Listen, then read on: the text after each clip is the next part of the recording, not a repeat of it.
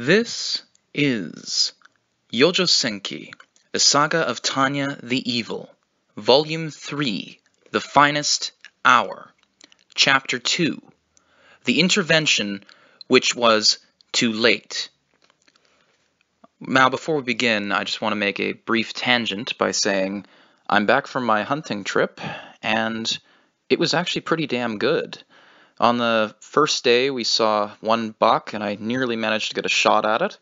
And we also saw two does higher up in the hills. On the second day, we saw two black bear, but couldn't shoot them because we didn't have tags for it.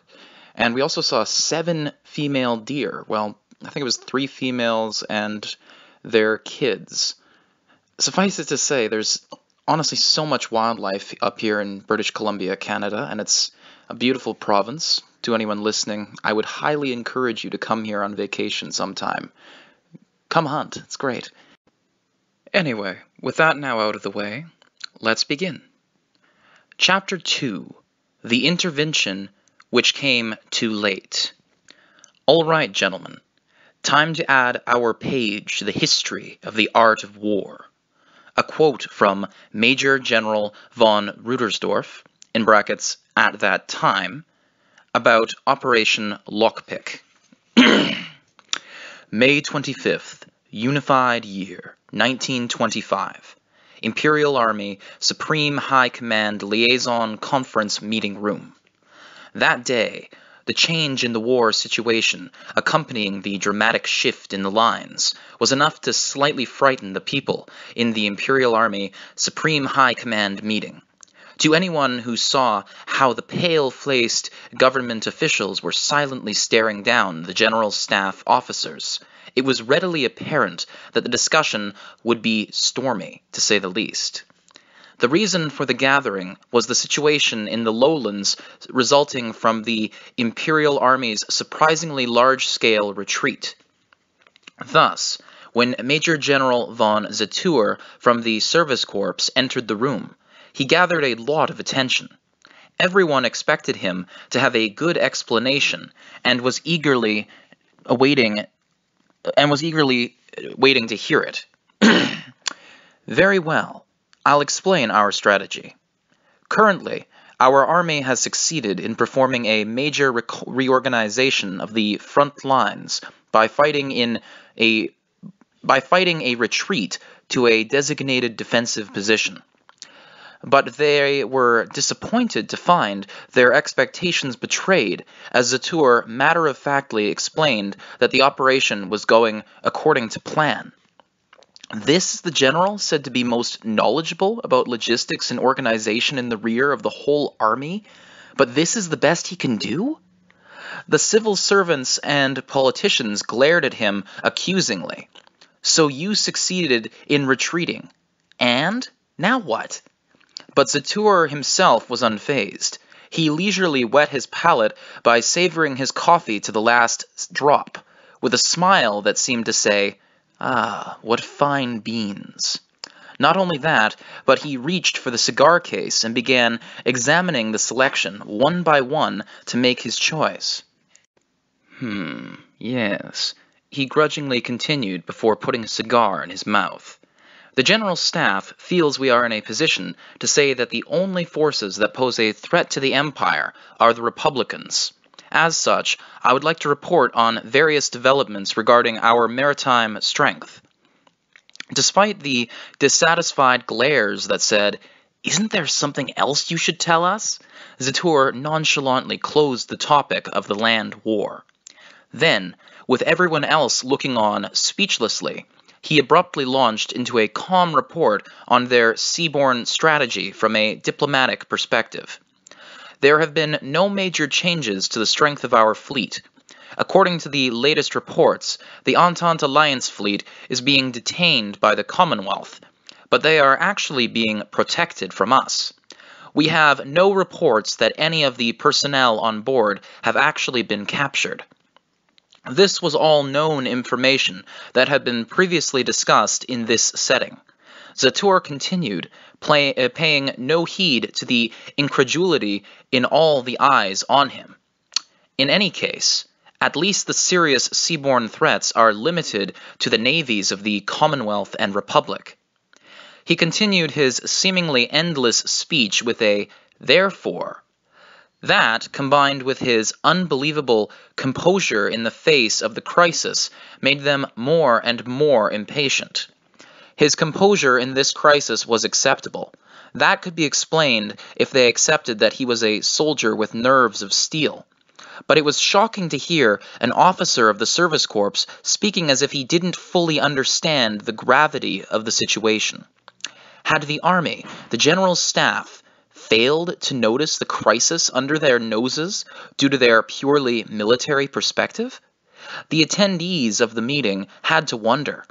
They had no idea what the General Staff's understanding of the situation truly was.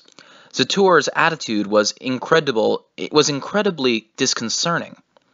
"May I say a word from the Ministry of Finance?" "Go ahead." "Thank you.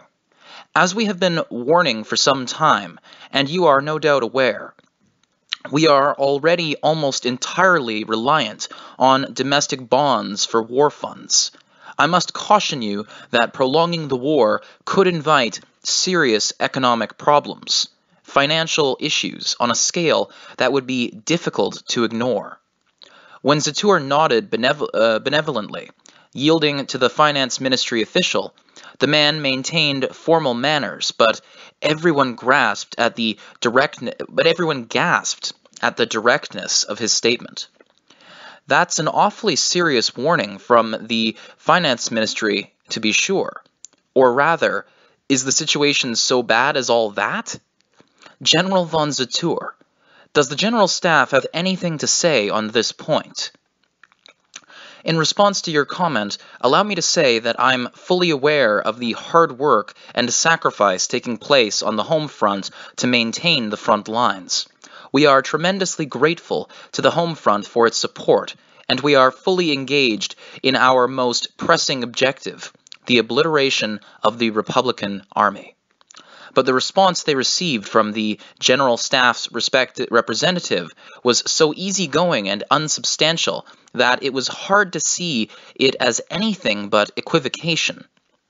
The look on his face spoke volumes. Zatour pronounced each word carefully in a low voice and made clear that his response was at an end.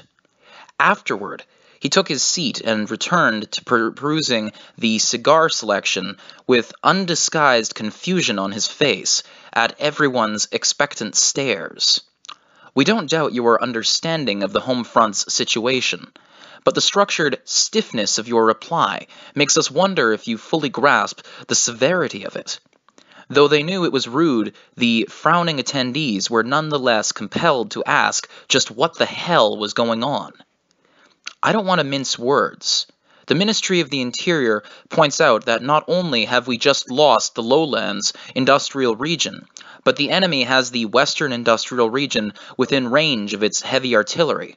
If the army can't resolve this crisis, our industrial production power will be obliterated. Just what does the army think of that? No, this is intolerable." The official from the Ministry of the Interior projected that sentiment with his entire body. After calming down with a couple deep breaths, he delivered his words slowly, as if tasting each one, and all the civil servants present nodded in heartfelt agreement. We have here a picture of the meeting in question. You have Zatour just sort of sitting there at the head of the table, pulling cigars out of his cigar case with his coffee there. And we have a variety of documents in front of him, as well as the other attendees. And they're clearly losing patience and screaming at him. And they have this look of fearful insanity and stress on their faces. One guy's even literally clutching his head in his hands. And a few of the guys at the back are just frowning on in disdain, not even anger. They're just like, ugh, it's too late now. It's all over. They have no idea what's going on. Anyway, let's continue. The lowlands industrial region, Well, the Western Industrial Region, that is to say, was truly the Empire's manufacturing base and, hence, its key to continuing the war. The Foreign Office understands that we need to consult with the Army regarding what steps to take. As for our understanding that we may have to take some unfortunate political measures, well, we'd like you to indicate what is appropriate. The Ministry of Finance hesitates to say it, but I can't believe you would brazenly do something as foolish as to reorganize the lines and open up the lowlands industrial region to crisis.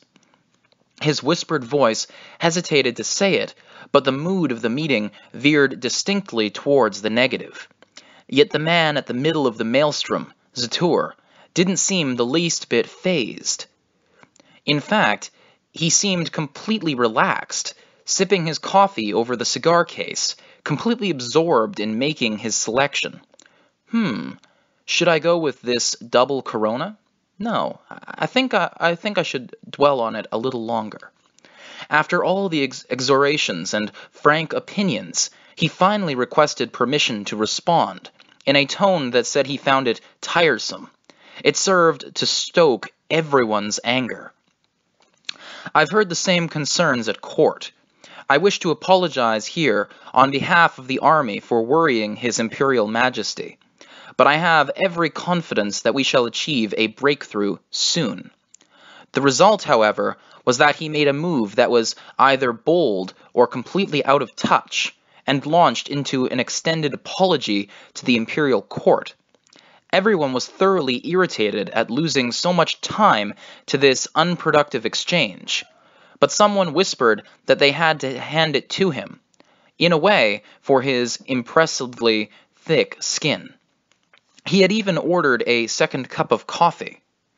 Then Zatur suddenly seemed to be conscious of the time, and took an easygoing look at his pocket watch, which brought the entire room's patience to its limit. Must be almost time. When he mentioned this in an untroubled tone, everyone stared as if to see whether he would start preparing his things to leave. Time? The participants of the meeting glared at him with eyes that said, "Don't expect to get off easy if we don't like your answer." But Zatur ignored them and looked towards the door. Just as though someone had appealed from the heavens, the door to the huge conference room came under attack with a violent knocking, causing a stir among all the participants besides one. Very sorry to interrupt your conference, sirs, but when the curious gazes of everyone in the meeting landed on the newly arrived soldier, he, unlike Zatur, backed up several steps and looked to one of the men in the room for help. "Oh, you have the code?" That's all that was said. But one sentence, one question from the man who had been making endless ordinary conversation was enough to jolt the fellow back into reality, and he unfolded a sheet of paper he had retrieved from his pocket, ready to announce its contents to the conference room. "Sir, telegram received. We are the Reich, crown of the world. I repeat, we are the Reich, crown of the world." Very good. Now then, everyone, allow me to explain. As of this moment, the first phase of Operation Rot Gelb, Operation Shock and Awe, is complete, and we've simultaneously launched the next phase, Operation Lockpick. What the officer had read in a ringing baritone voice was a verse from the national anthem. Everyone in the meeting was so bewildered to hear the lyrics in this setting that when Zatur nimbly jumped up, doing a 180-degree turn from his previously sluggish demeanor, and not even requesting permission to speak from the chairman as he had before, they just stared at him in utter disbelief as if they had been tricked. We are currently still confirming, but according to the code from the unit who sent the telegram, we have succeeded in destroying the Republican Rhine Army Group headquarters and rendering them completely helpless. What did he just say? Someone's whisper said it all. The Republican Rhine Army Group HQ is destroyed? When someone repeated the report in a daze, they finally began to understand just what a huge thing that was.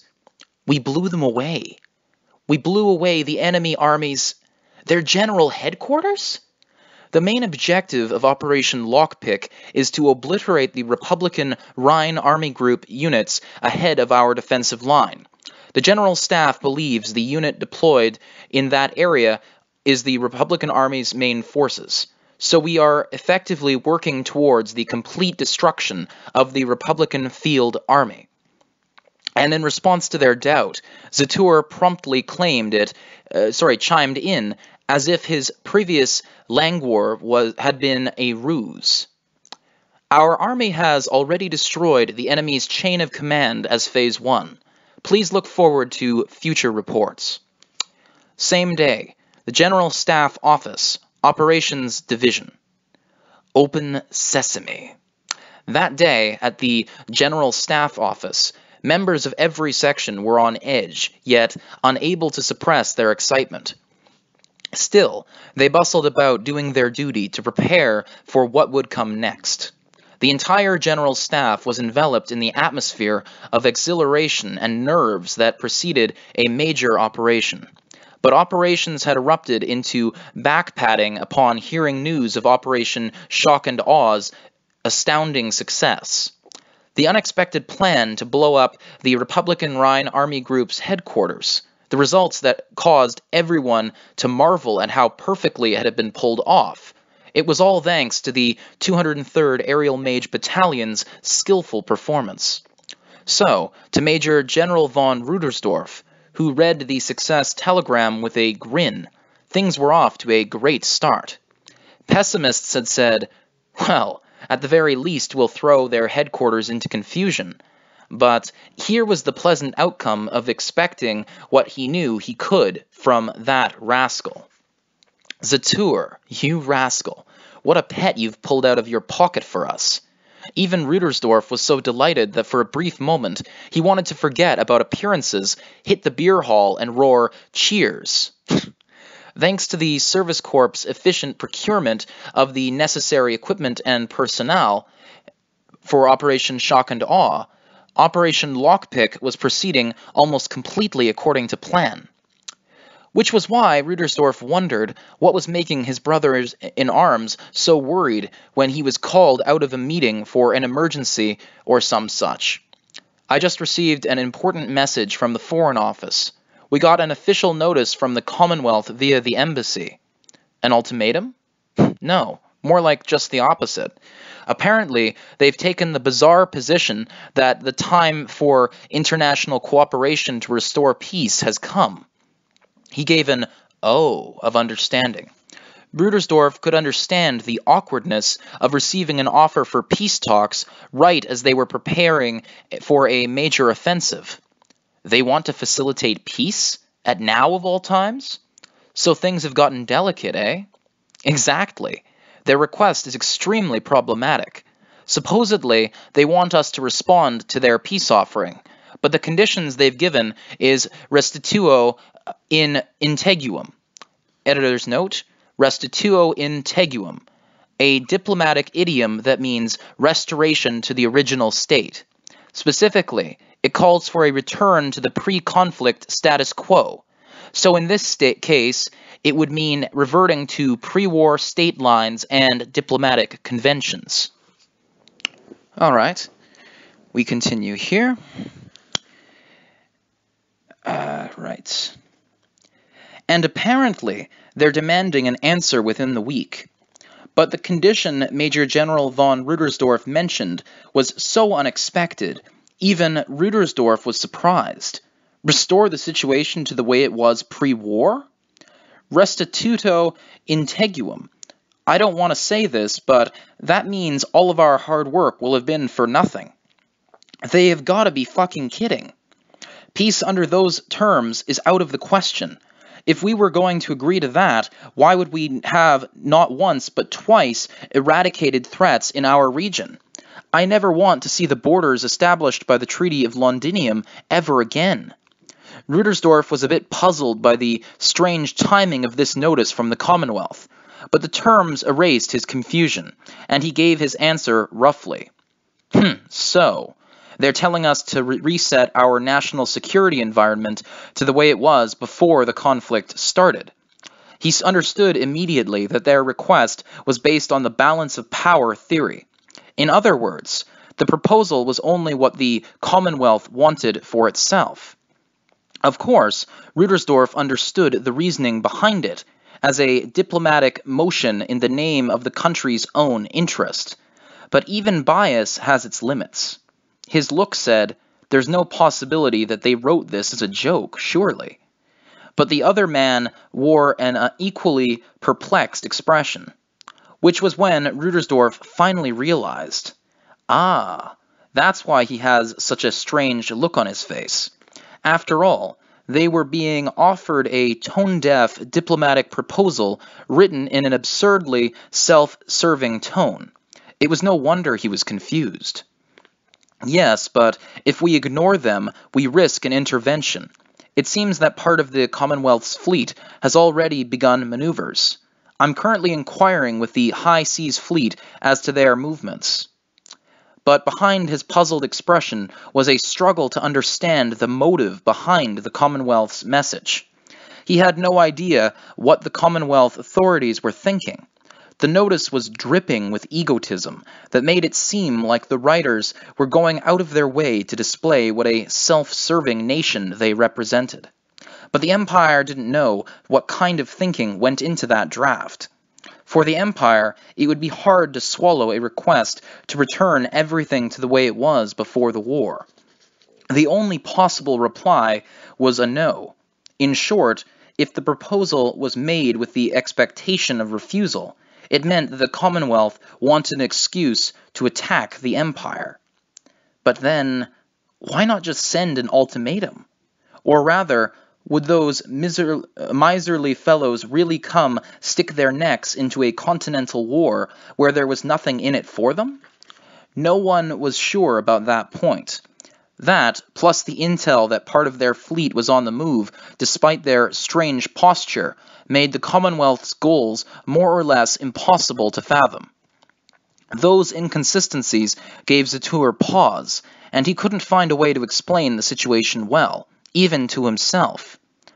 At least for now, we haven't confirmed the mobilization of any land troops, so maybe it's just diplomatic posturing. There hasn't been an ultimatum, right? No, we haven't received anything like that. No sign of mobilization either. Just what is the Commonwealth after in making a proposal like this? Could the root lie in their domestic situation, perhaps? If you think of it as a way to get around Parliament and evade the demands of their internal politics, then it starts to make sense. That seems to be the consensus in the meeting of the Supreme High Command, too. Anyhow, nothing good will come of worrying about it. We just need to do our duty. So the die is cast, No, I suppose we crossed the Rubicon the moment we made the lowlands bait. But in the end, even if they were confused, both Zatur and Rudersdorf knew the Empire didn't have many options left at this point, in which case their job was to simply choose the best one from the current situation. They understood the folly of getting distracted by external noise and losing sight of their duty. They were soldiers and officers of the Imperial Army General Staff. Their job was to press onward, so there was nothing else they needed to do. That's right. Hesitation would be the Reich's downfall. We can only press on. In order to catch the Republican Army in their revolving door, we have here editor's note, revolving door, one way to lure and exterminate an enemy. For details, see the diagrams at the back of the book. I'll finish this paragraph and then make reference to those. In order to catch the Republican Army in their revolving door, they had carried out a reorganization of the lines despite significant opposition. The bait was something the enemy couldn't resist. Hence why they flourished the red cape of the Western Industrial Region in front of the enraged bull of the Republic in order to lure it into the killing grounds. Now, if we refer to the appendixes, Here we have the revolving door tactic. Step 1. The front line is based more or less straight, as one might expect. So you have the sea on one side, and you have the Germans marked in black, and the Republicans, or French, as you would also refer to them, marked in white. And so here you have the front line, as you would probably expect, and you've got the English Channel, would be the sea, I believe. Next, step 2. Pull the front line back. So on the northern end of the line, the front line pulls back, and you have the Republicans advance to take advantage of the opened space. Phase 3. Lure the enemy in and advance on the other side. So you create an artificial weak point, you lure the enemy in, this draws forces away from the other portion of the line, and then that weakened portion of the line is attacked and destroyed, enabling you to encircle the enemy. Yes, so you have here step 4, pincer the enemy. So then you would have the Republicans trapped against the sea with German, or should I say, Imperial forces on either side of them. And this in turn would enable the complete and utter eradication of the enemy force. Okay, continuing with the next paragraph where we left off. If they didn't slay the bull with one strike, they would be the ones to get gored to death. Even if the Commonwealth joins the war, how many divisions does it have in the first place? Probably less than 10 it can actually deploy, right? According to Rudersdorf's thinking, it couldn't have much effect on the Rhine front even if it did come to intervene, so he didn't see anything to worry about. All we have is estimates, but 7 or 8 divisions, plus a division or 2 of cavalry, plus a few brigades. Oh, and they also have some degree of air force capable of striking land targets. If that's all, frankly, they aren't much of a threat.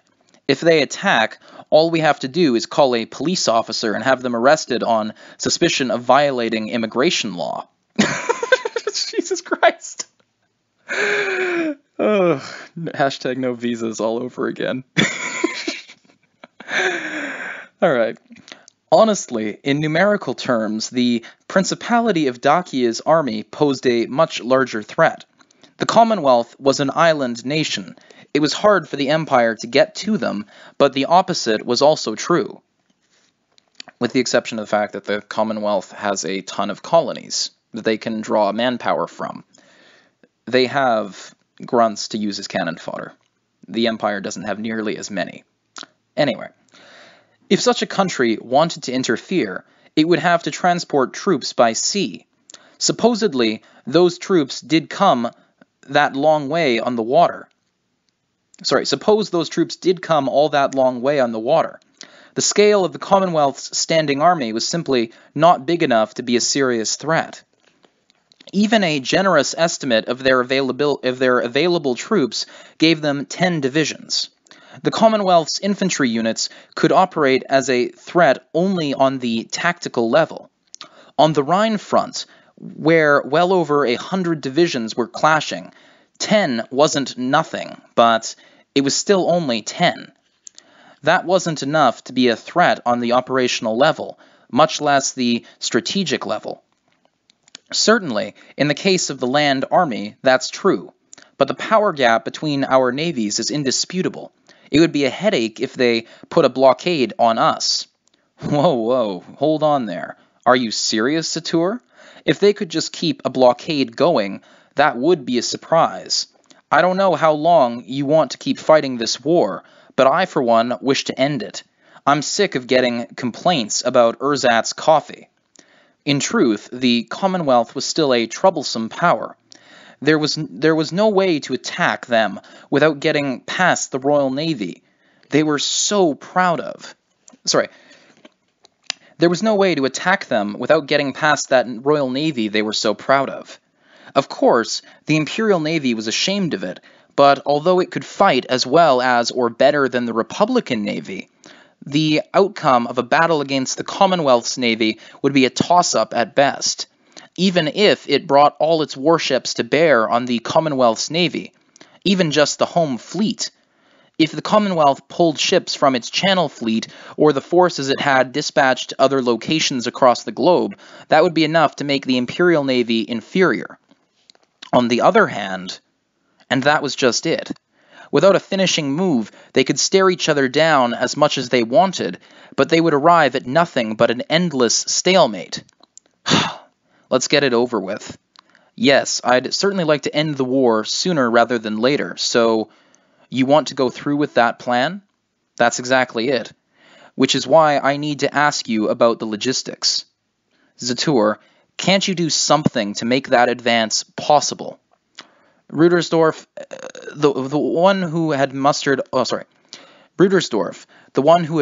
all of his know-how to draft the plan for the operation, was confident that glory and victory were within the Imperial Army's grasp. To him, the war against the Republic was like a foot race, and all that was left to do was run unhindered through the tape at the finish line. The question was whether they could keep their strength up long enough to make it.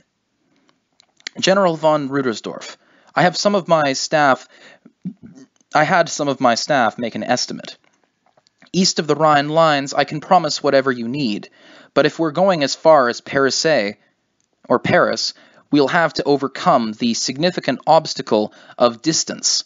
I can't guarantee you more than 8 shells a day. That's awfully stingy of you. Furthermore, that number includes only shells under 155 millimeter, and we can just barely maintain that amount for a short period of time under optimal conditions. Our supply lines are nearing their limits.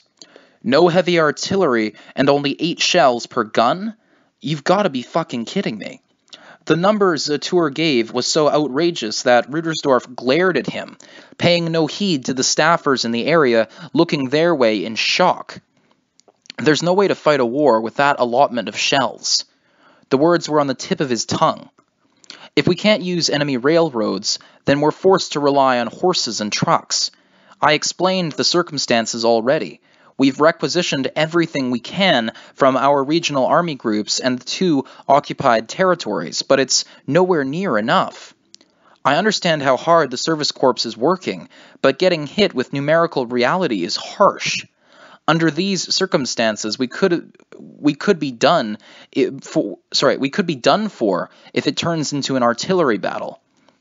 If we can't get at least 44 shells per gun per day, there aren't enough horses. We're also hopelessly low on hay. Even if we wanted to get it on the ground, it's not the right season. Neither is there enough time to have field engineers lay narrow-gauge rail in no man's land. We'll be running our horses into the ground to get even those 8 shells and food to the front lines. Rudersdorf abruptly swallowed his next words. Zatur was the one telling him this, and that fact left him no choice but silence, because he knew that if Zatur was saying it couldn't be done, the depths of humanity's ingenuity had already been plumbed. If the job was left up to anyone else, they probably wouldn't be able to deliver even half of what Zatur had promised. My friend, I'll be frank. I agree with your plan for the operation as such. I don't intend to withhold any support I can give. I did my very best, and my very best is that number. Please understand that this is the limit of what we are presently capable of. All right, then how long can we operate under those terms? Thus, accepting the extreme unpleasantness of their harsh reality, Rudersdorf asked where the line was. If that slim amount of supplies could be provided for a short amount of time, then how long exactly would they have? 2 weeks, if we don't get too worn down. Then maybe another 2 weeks from there, but after that everyone should pray to God in whatever way they believe in. Fuck.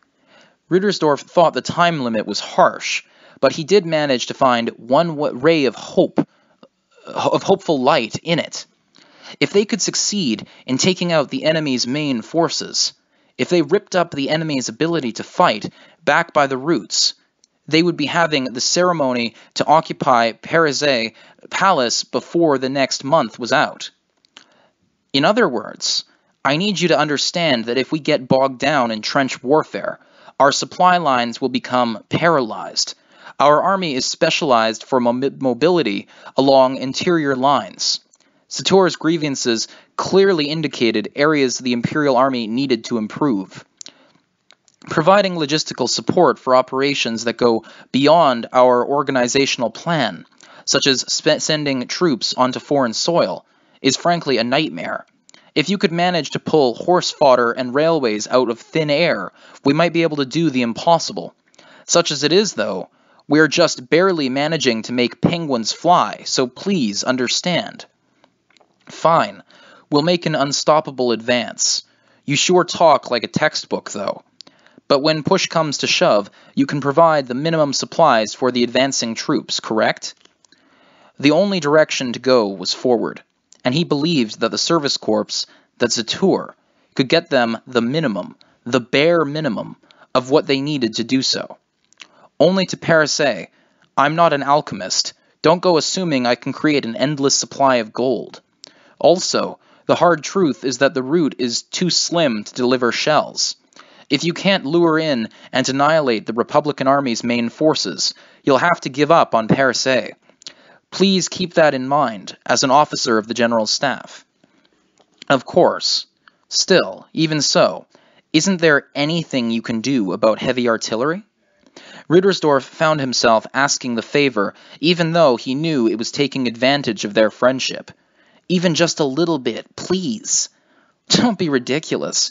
You were the one who said to assume enemy railroads would be basically destroyed. How in the hell are we supposed to transport heavy artillery shells and guns with no trains?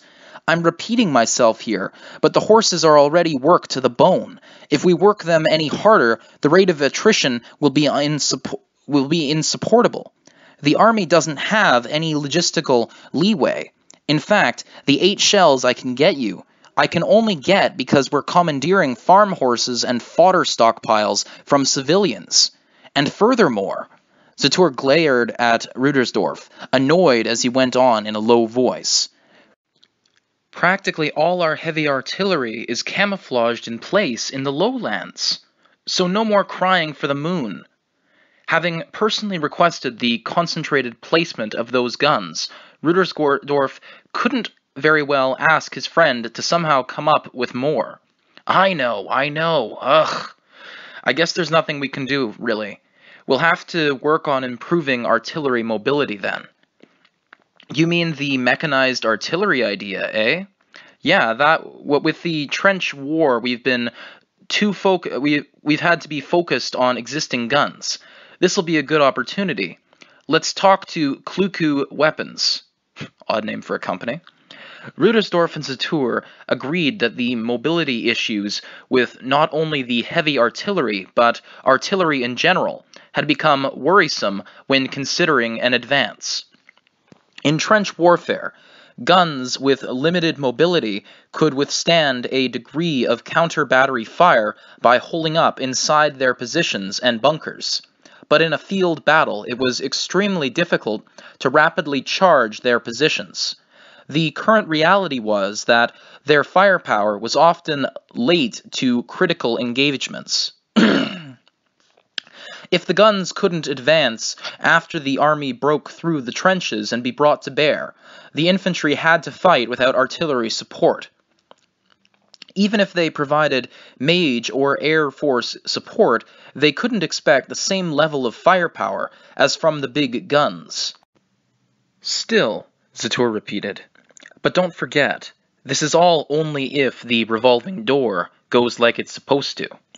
So Rudersdorf nodded confidently. Leave it to me. Open sesame. Those were magic words. Rudersdorf was secretly very pleased with his very appropriate key phrase for Operation Lockpick.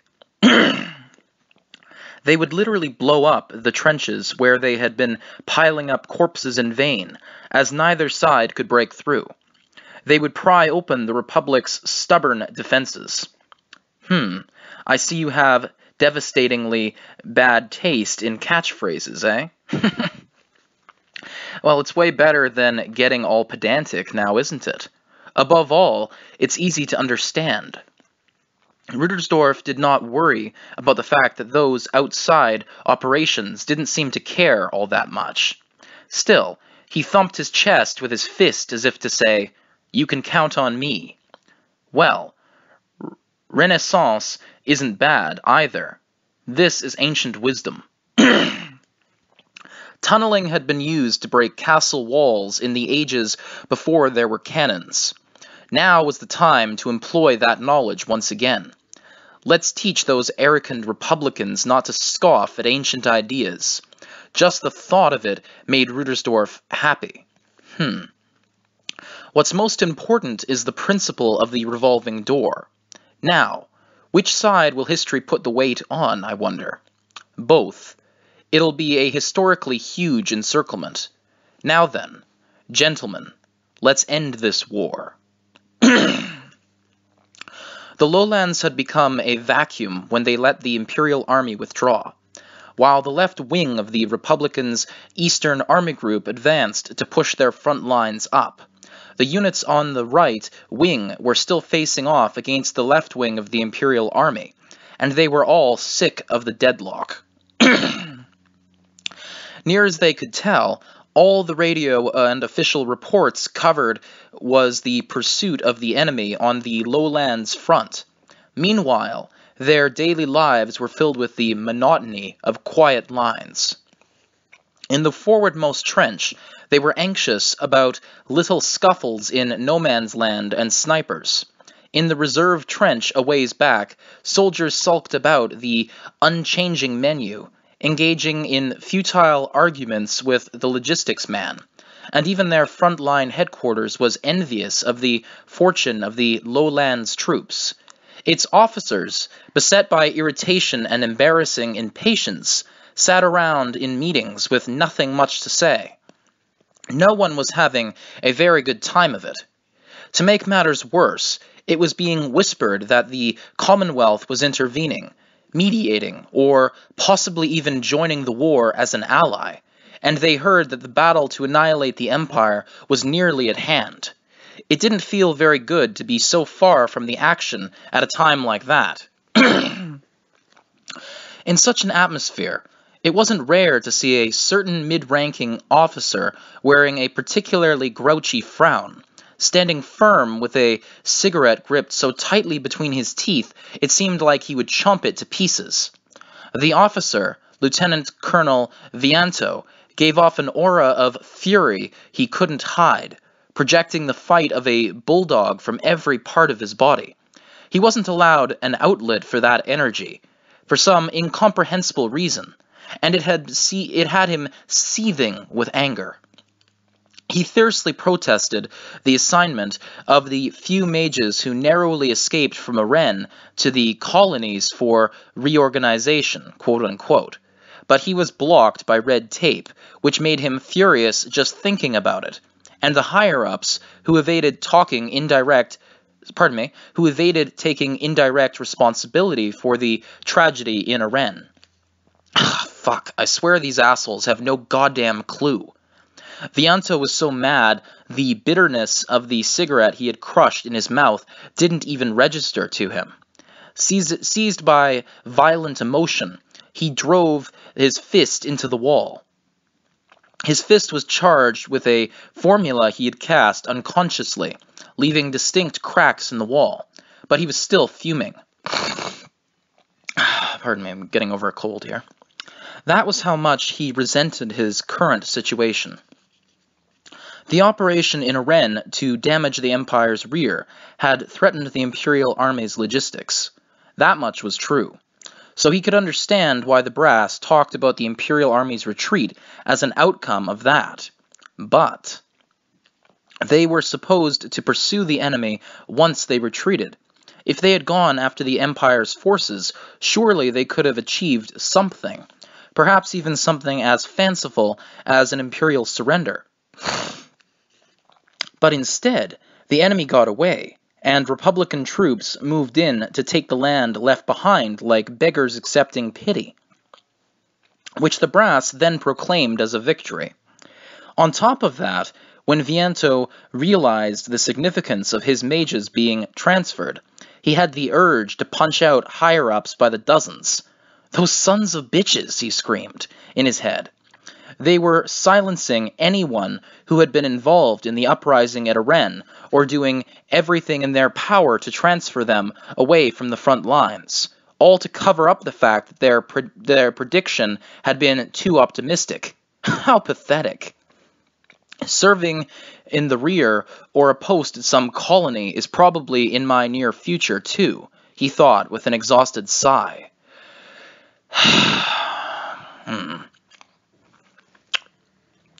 He had written a mountain of petitions in protest. This is what I get for fulfilling my mission? It's absurd. I can't go on like this, damn it. Sadly, the only people he could complain to were the generals at the frontline HQ he belonged to. In other words, they would just let him vent until he ran out of steam. Eat shit, you bastards. It was so stupid he couldn't stand it. Fuck! He hurled his cigarette to the ground, then used a booted foot to grind the butt out with the rage of someone avenging his mother, before requesting permission to fly from airspace control. He couldn't just stand there smoldering. If I don't somehow stay on the front lines until we defeat the Empire and knock those assholes out of the sky, I can't say a proper goodbye to my dead men and the people we failed to protect. He could hardly hear the boiling pressure inside him as the two sides stared one another down. Worst of all, due to the various difficulties that added friction to any advance, they didn't have a clear picture of the advancing unit's situation, which was unsettling to say the least. He knew from experience that the communication lines of an advancing army faced an unending parade of obstacles. Once you got away from the railroads, communication grew more difficult. Then the phone lines the field engineers finally managed to roll out would end up severed in every possible way, whether on purpose or not, from getting blown up by enemy shells to run over by friendly cavalry or armored trucks. The enemy, being the enemy, would emit jamming signals at full power, so allies would increase their output as well, but that only created all manner of confusion. For instance, it became more difficult to pick up other units' signals, so Viento thought he would go see for himself what was going on. Luckily, perhaps, his excuse that he was special ops going to get a handle on enemy movement worked. They needed the intel, and flight permission was surprisingly easy to get. Since he was going anyhow, and they didn't have regular contact with the front lines, he was asked to perform unofficial officer reconnaissance and messenger duties. On top of that, surely out of genuine goodwill, but still, he got saddled with a trunk filled with all sorts of alcohol and tobacco, scraped together by everyone from the staff officers to the NCOs with a, quote, "Please give this to the officers suffering on the front lines," end quote. At this rate, thought Viento, laden with a mountain of notes, I'm no different from a messenger pigeon or a cigarette dog. But he knew the significance of the things he'd been trusted with. There was emotion behind the requests, and knowledge that these items were needed on the forwardmost lines. This way of spending his time was a zillion times more meaningful than wasting it on the bureaucrats and their stupid regulations. More than anything, Viento personally knew how comforting it would be for the officers struggling on the front to receive tidings and luxury items from the rear. Thus, even though he knew full well that flying with a heavy load meant a whole new level of exhaustion was in his future, he didn't turn down a single request. This is Viento. Call sign Whiskey Dog. Request permission to take off from CP. When he was granted permission to fly, they asked for his call sign, So, like those before him, he jokingly referred to himself as a delivery dog that was planning to shuttle cigarettes and whiskey to the front lines. "Whiskey Dog, this is CP. All Rhine airspace controllers have been notified. Multiple signaling stations have replied, and all state that they are hoping you arrive as soon as possible. We've also received enthusiastic welcomes from each unit in the lowlands." Then I'd better not worry them by being late. All right, I'm off. Though his exchange with CP included laughter, each word told him how hard it was for the soldiers out there. Vianto knew full well from personal experience just how easily logistics for an advancing army could get screwed up. All the more reason he just had to get his delivery through in time. With a wry grin, he told himself that he couldn't be late. "CP, Roger. Have a good trip." "Whiskey Dog, Roger. I know you told me to get there on time." "Got it. I'm betting on you, Colonel. If I lose, you owe me a drink, you got it?" "All right. You can count on me, not to worry." With that solemn assurance, Vianto took off. Although he ascended a bit more cautiously than usual, with so many bottles of alcohol, the process was the same one he had repeated a number of times. Focusing on the point he wanted to manipulate via the computation orb, he deployed a formula that would only interfere as much as was necessary. After that, he gave in to the floating sensation and let the propulsion carry him upward. Which was why, when he managed to get safely into the air, there was nothing particularly special about it to him. It was a normal takeoff. That is, until the following moment. Without warning, he was struck by a flash and the thundering roar of an explosion, which sent him spinning like a leaf tossed on white rapids. He lost all sense of direction and couldn't even tell if he was upright or not. Between the enormous shock waves and the blast resonating in his stomach, it was all Vianto's disoriented brain could do to keep him in the air. But the shock only lasted for a moment. A few seconds later, when his senses had calmed down enough to function, he was glad to find them telling him there was nothing wrong with his body. Relieved, he sighed. It was then that his brain finally wondered what in the world that explosion had been. He started, once his cognitive faculties were recovered enough for him to look around. The sight of a thick black smoke in the direction of the front lines and above him froze his brain. He had been in the process of taking off, but he was still up in the air. Yet, here was smoke he had to look up to see? Multiple plumes, hanging over the front lines. What the hell? Noise, shock, and smoke. The first possibility that occurred to him was that the ammunition dump had suffered a hit and exploded. It would have to be a huge amount of powder going up at once, or something similar. More than one. But as he voiced that fact, he was forced to admit that his guess was decidedly off. There were multiple sources of black smoke on the horizon, and as far as he could tell, they were all set at even intervals.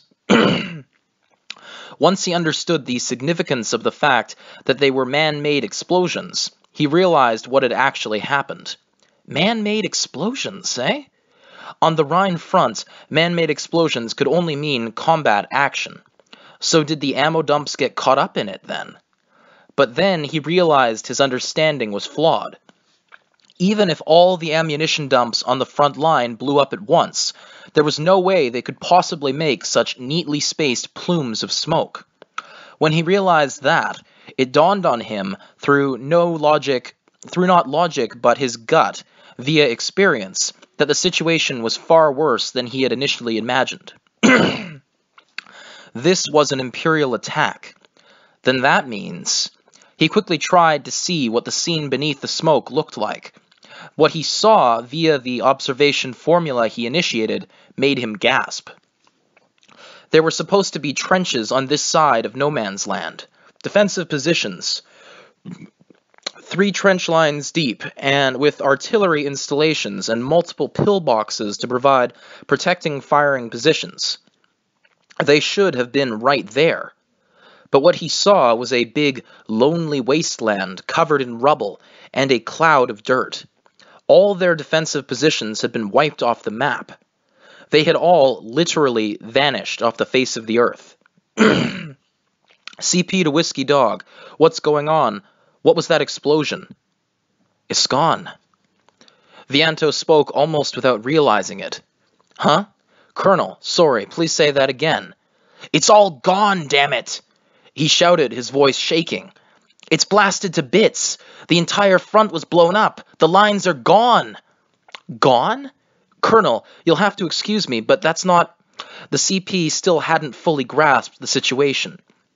Annoyed by the radio operator's laid-back attitude, Vianto focused via his observation formula on a moving group, and in the next moment, he was practically straining his vocal cords, screaming a warning to all units. Ah! Enemy spotted.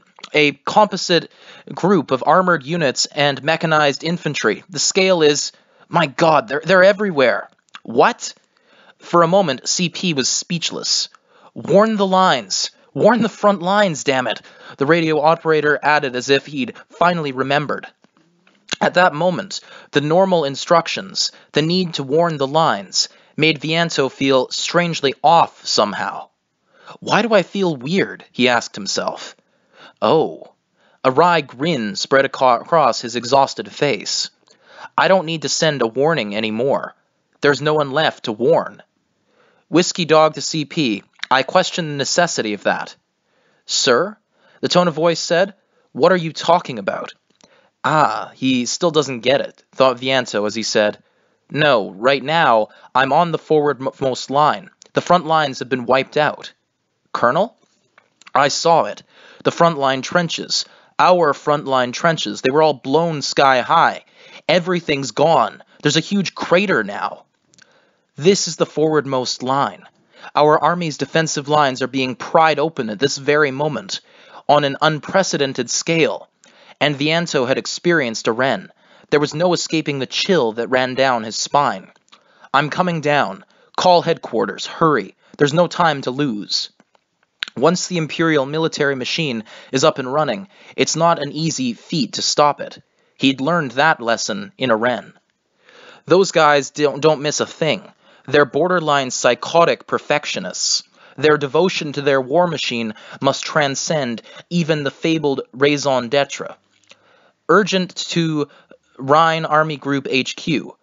If you don't send every last mobile and strategic reserve unit here, we won't be able to plug this hole. Hurry. He conveyed the crisis in a panic over the wireless as he landed. When he rushed into the command area, distress was written all over the face of the officer waiting for him. Lieutenant General Michaels, 10th Division. Colonel, go to the Army Group headquarters immediately. You've got to warn the others. I beg your pardon, sir, but why? Why go to the trouble of sending a messenger? But the division commander interrupted. Colonel, we've lost all methods of communication, wired or otherwise. Nothing's getting through. No communications. That means... Oh, Christ, what? That means no one's receiving my warning. As he processed the news in a daze, he had hardly any choice but to despair. With even the reserve trench obliterated, did Frontline Command have even a single division to work with? Whatever they had, they would have to use it to defend a front an entire army had been protecting. They needed reinforcements as soon as possible. Colonel, the enemy is headed this way, right? What the hell? Thought Vianto as he nodded despondently and continued his report. Headquarters doesn't know what the hell's going on, so they haven't sent reinforcements. They probably haven't even realized the enemy is about to break through. The explanation is simple. In order to take us out, those Imperial bastards are not only jamming, but they went so far as to cut our wires in the rear. That's borderline paranoid, but it sure was effective as hell. Huh. Understood. I'll fly to the Army Group headquarters immediately myself. They were detestably familiar with how thorough the Empire was, and yet here they were. But there was no time to wallow in frustration. Someone had to sound the alarm, and the fastest in this situation would be a magic officer messenger such as himself. It's scantily legible scribbles, but I wrote you a note. I'm counting on you. Please, alert HQ. At this rate, the front will be... Look, even Horatius couldn't defend the bridge on his own. Okay, editor's note here. Horatius. From the Roman legend, Horatius at the bridge. The story goes that Horatius and his friends blocked the enemy trying to enter the city, while having others take the bridge down. Anyway, continuing. At this rate, the front will... Even Horatius couldn't defend the bridge on his own. Reinforcements. We need reinforcements now. The moment Vianto understood everything, he cast away the backpack full of bottles and notes he was still carrying. Feeling much lighter, he took the envelope from the commander, wrapped it in cloth, put it away in his breast pocket. Then he shook the commander's hand and made a vow. I will deliver this message, I swear it. There was nothing else he could say. As he rushed out of frontline command and deployed a flight formula, his chest was bursting with violent emotion. He couldn't bear leaving fellow soldiers like that, essentially running away, but his sense of duty told him, I must alert the others to this crisis. The members of the 10th Division were prepared to die. Just like Horatius, they would protect the fatherland as gatekeepers to the final breath. That's why, no matter what it takes, I have to call reinforcements while they buy time. If he was too late, the service of those heroes would be all for naught. I've got to fly. Thus, though he was still bewildered, Vianto shouted warnings and orders to intercept as he moved and wove his way through the jumble of soldiers below. And as soon as he was up, he flew desperately towards the rear headquarters with all the speed he had. But before he could get enough altitude, he had to take erratic, evasive maneuvers. The optical sniping formulas raining down on him couldn't have come from more than a company's worth of mages. But the sheer scale of the attack was nothing compared to the reality that Imperial mages had penetrated this far into their territory. A curse escaped him. So he basically swore under his breath. Or should he have been amazed at their skill? They're so good at war, it makes me sick. Ah, shit, you rotten potato bastards.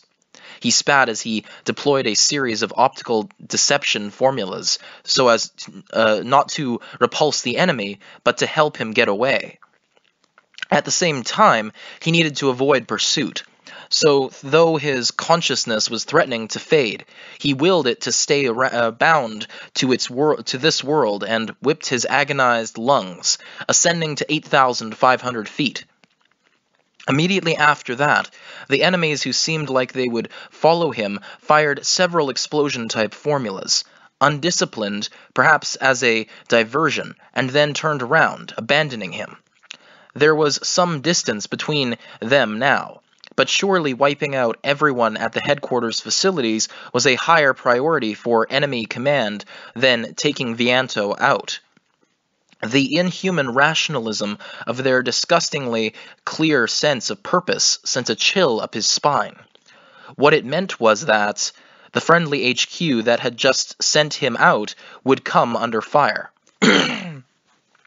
The relief of escaping pursuit clashed with the shame of sacrificing his fellow soldiers in order to escape. His current circumstances were infuriating. There was nothing he could do. Oh, God, I'm sorry. Shit. Why? Why did this have to happen? His clenched fists trembled with anger as he choked out his fury at an oxygen-poor altitude. Really, this was the situation his kind were meant to prevent, and that realization gave birth to outrage towards the enemy mage unit freely attacking their front-line command post. So why am I leaving the ground troops as lures and running away? It was so pathetic and humiliating.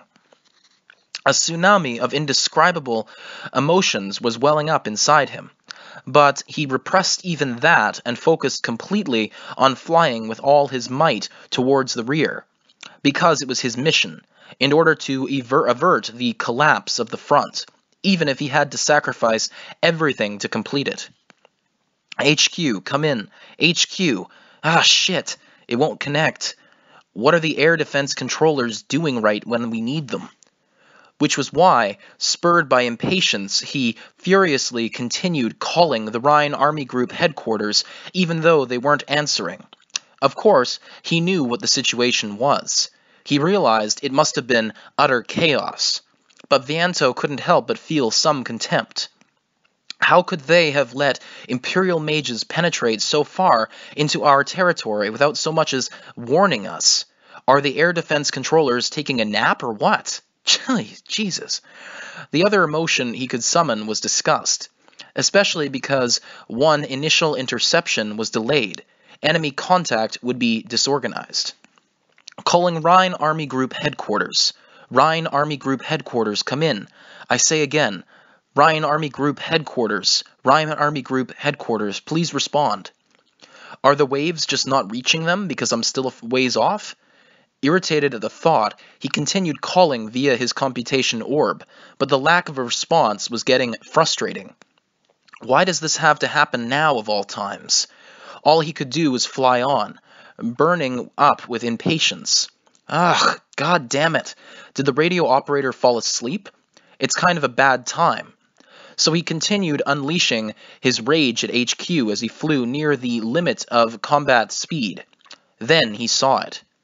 What the hell is this? Cratered land. The headquarters facilities lay smoking in flames. It was the cluster of facilities that had been known as Rhine Army Group headquarters. The soldiers running to and fro on the ground performed rescues, and fighting fires were clad in Republican uniforms. So this was where the Rhine Army Group headquarters was. This was the place. This place, giving off black smoke, plunged into a crucible of unsalvageable confusion. This place was... This is HQ? Of all the... And he cuts himself off because we have a change of setting here. But he would have probably been saying something along the lines of all the fucking ridiculous things, how did they let this happen? La-di-da-di-da. Anyway, continuing. May 26th, Unified Year, 1925 AD. At sea, Imperial Submarine Conning Station. The interior of a submarine is, albeit by necessity, terribly cramped. For that reason, most inexperienced passengers end up grumbling about how they keep bonking this or that part of their body against something. That's what normally happens at any rate. Excuse me, Captain Treisel. You called? The one who passed nimbly through the hatch without even ducking was the Aerial Mage Battalion Commander, Major Tanya von Degrichav. She was the only one the crew wouldn't get to tease about bumping down the passageways in confusion. At least not for a while yet. Why? Because she was... why, you may ask? Because she had an exceptional body, in a way.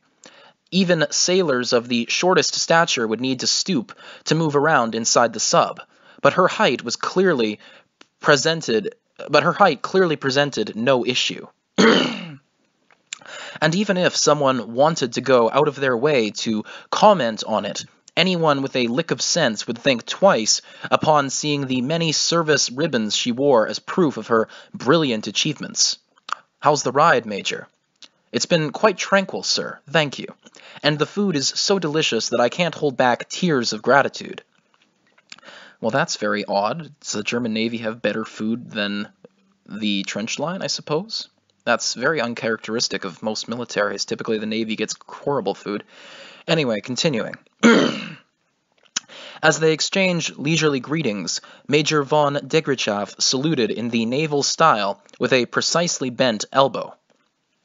The captain suddenly wondered if he should be impressed or repulsed, but he responded with an army-style return salute. It was his boat, but he could still show a passenger due respect. In fact, he wanted to show respect to her. After all, the little lady getting a lift was an old hand, casually sporting service ribbons for every sort of medal given to those serving in the field, not the least of which was the Silver Wings Assault Badge. I thought mages were treated as Magic Army members and given high-calorie diets. I don't mean to be contrary, Captain Tryzel, but most of what we're given is blocks of nutritional supplements. Even things like canned fruit and white sausage are rare, to say the least. And she handled the flattery between combat unit commanders in different fields with aplomb. Even just the commanding officers having a cordial relationship could make it easier to avoid quarrels in a small community, so the exchange was compelled by necessity. Still, he was happy to hear Degrichov grumble about how great the food was on the submarine. Having a chef who could make use of the tiny onboard kitchen and limited utensils, but who also did their best to be creative, was something for a submarine crew to be proud of, even more than other naval units. It's a perk you only get on a sub, where it's very hard to find anything else to enjoy. Even so, isn't it awfully elaborate? Oh, you can tell? Maybe your young tongue is more sensitive to the difference. All right, I'll let you in on it. We actually poached an outstanding cook from Fleet Command. Still, more than anything, I'm glad the taste is to your liking.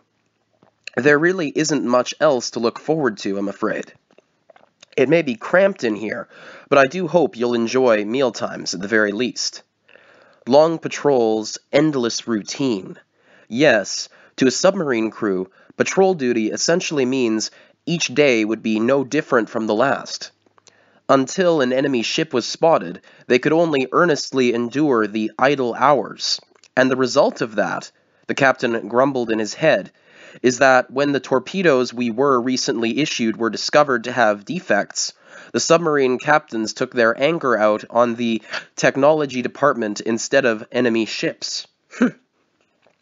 Hence, for some time, Tryzel and the other submarine captains had been getting particularly good treatment when it came to food in an attempt to mollify them. The outstanding cook was one instance of this outcome. When the state is so understanding, it usually means there's something else going on. I'm not sure that suspicion is warranted. Come now, Major. The two of them grinned. Commanders knew that if High Command happened to show some form of consideration their way, it meant they had their reasons. Oh, please, extend my thanks to the sub that pulled that feint for us off the coast of Norden. You were up in those waters? Why, yes, the submarine provided a splendid distraction for us. I was touched by the technology department's minute thoughtfulness in issuing diversionary blast torpedoes. We were so thankful to the developers that we invited them to a party on board in appreciation of their work. What a beautiful friendship. I'm envious. Though Degrichov was joking around more than usual, her tone contained some slight resignation. The captain replied with the smile of someone in on a secret and added one other thing. Yes, it's just as you say. Oh dear, I almost forgot. Sir? We received a message just a little short time ago. Operation Lockpick is underway. Excuse me while I go take a look. The smirky vibe of their conversation up to that point was gone. Now it was all business. Degrichov took the telegram and ran her eyes intently over it, nodded once, reread it, and then smiled in satisfaction. Wonderful. Now the revolving door will work. It must have been subconscious, but with her eyes alight like those of a predator cornering its prey, she looked utterly insane. Ah, so that's why. That's why this young girl was given an alias of White Silver. Cut off the rear and encircle them for a perfect annihilation. This will be the ideal mobile encirclement battle, one that ends in obliteration. What truly wonderful news. With this, the fate of the Rhine front is decided. She exhaled. This is just great. It was the sigh of a beast that had its prey right where it wanted it. But if she... Pardon me? But if she didn't have that mentality, there was no way she would have been given an elite aerial mage battalion at such a young age in the first place. Yes, I'm a bit envious. The General Staff told us to keep patrolling, but they ordered you to go immediately to participate in the decisive battle in the lowlands. Huh? We're currently headed east, quite a ways off the patrol line. We'll surface before dawn, fully prepared for you to take off. Chosen specifically by the General Staff to return, sent on a special operation ahead of Operation Lockpick. It seemed she and her unit were exceptional in all sorts of ways. Why, thank you, Captain. Allow me to wish you everlasting luck in battle. Oh, we've all been very honored to assist you, believe me. I wish you luck as well. Thus, as an Imperial soldier, Tryzel was proud that his boat had been able to lend a hand to such an elite unit. Everyone did the job they were meant to do. As such, Degrichov was a fellow soldier he could be proud of, which was why he extended his hand in utmost seriousness to wish her well. Even if her hand was as small as his daughter's, this was a handshake with a fellow soldier, and he took it seriously.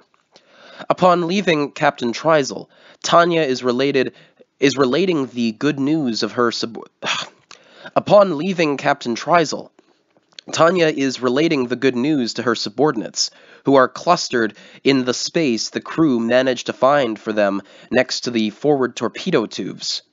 Attention, company. Our battalion commander has instructions for us. Thank you, Lieutenant.